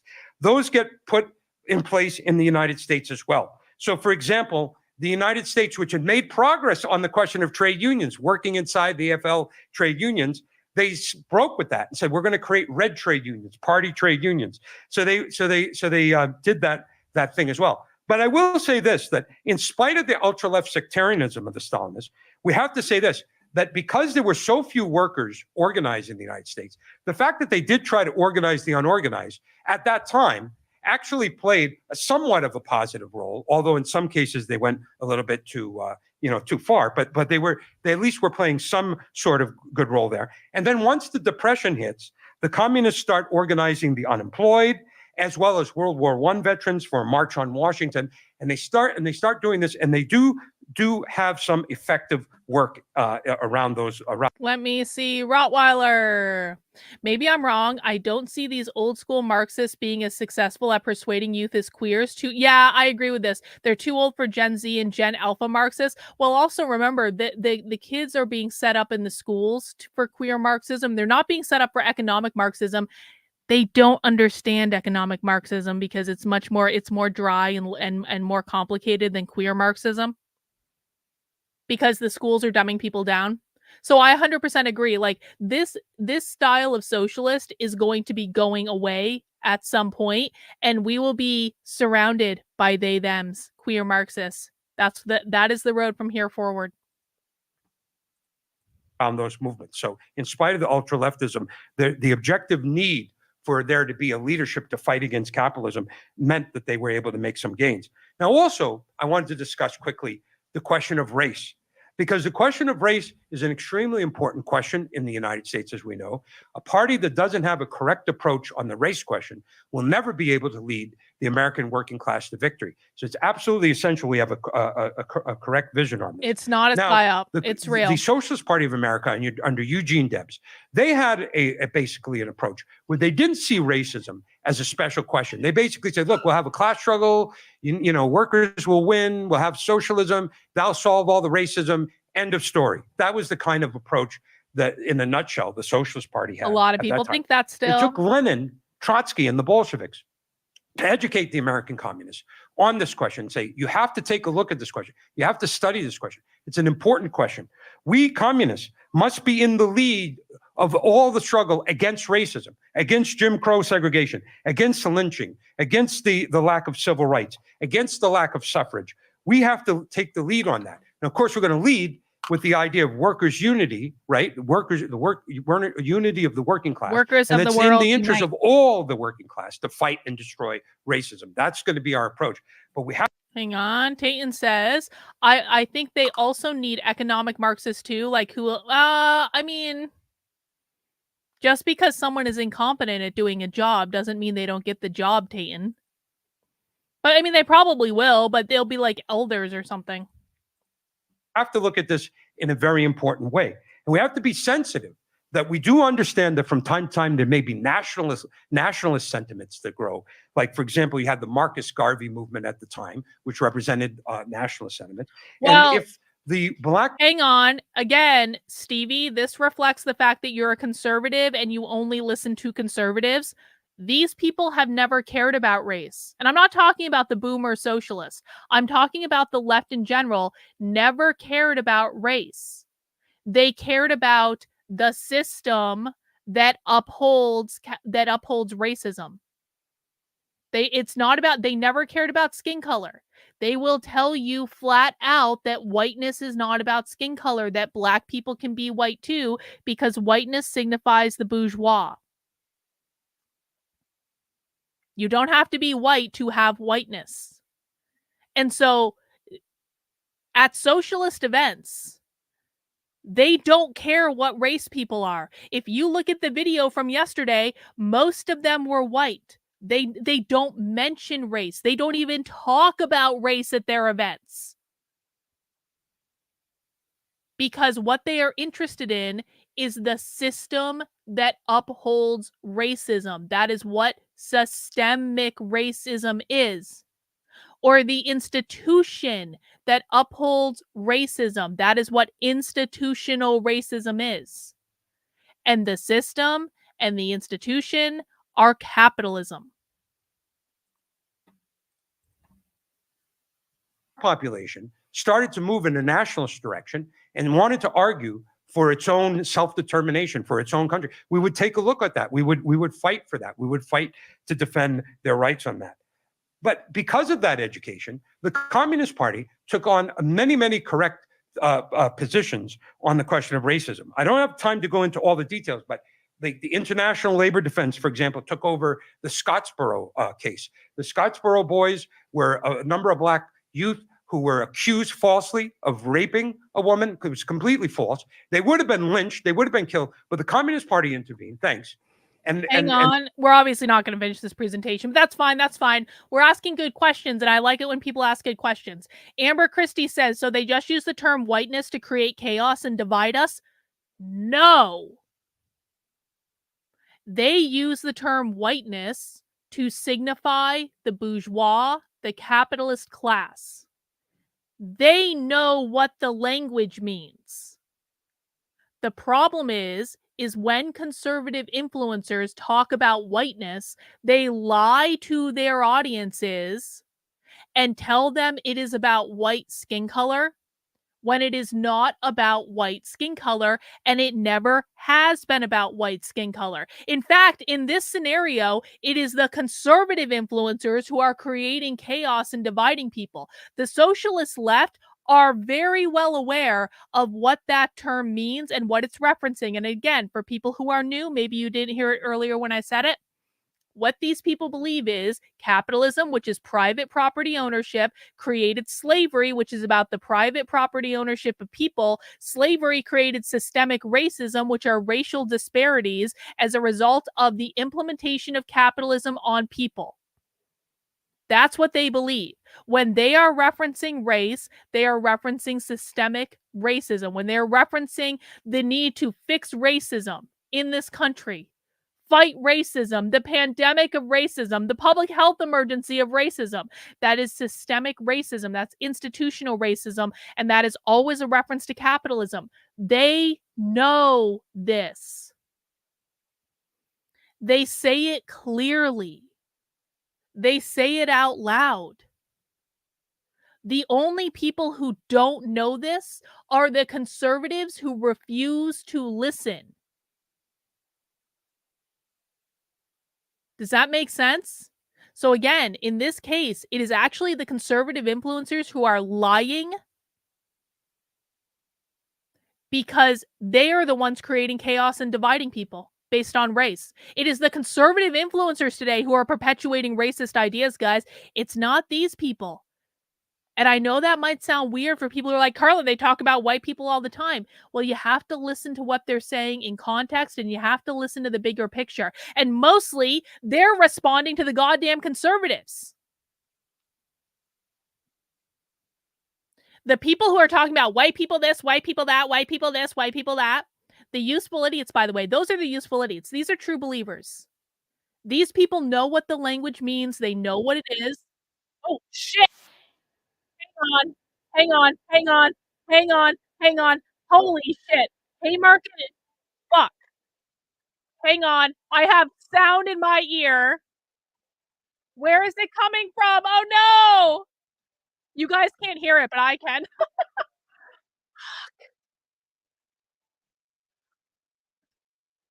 Hang on.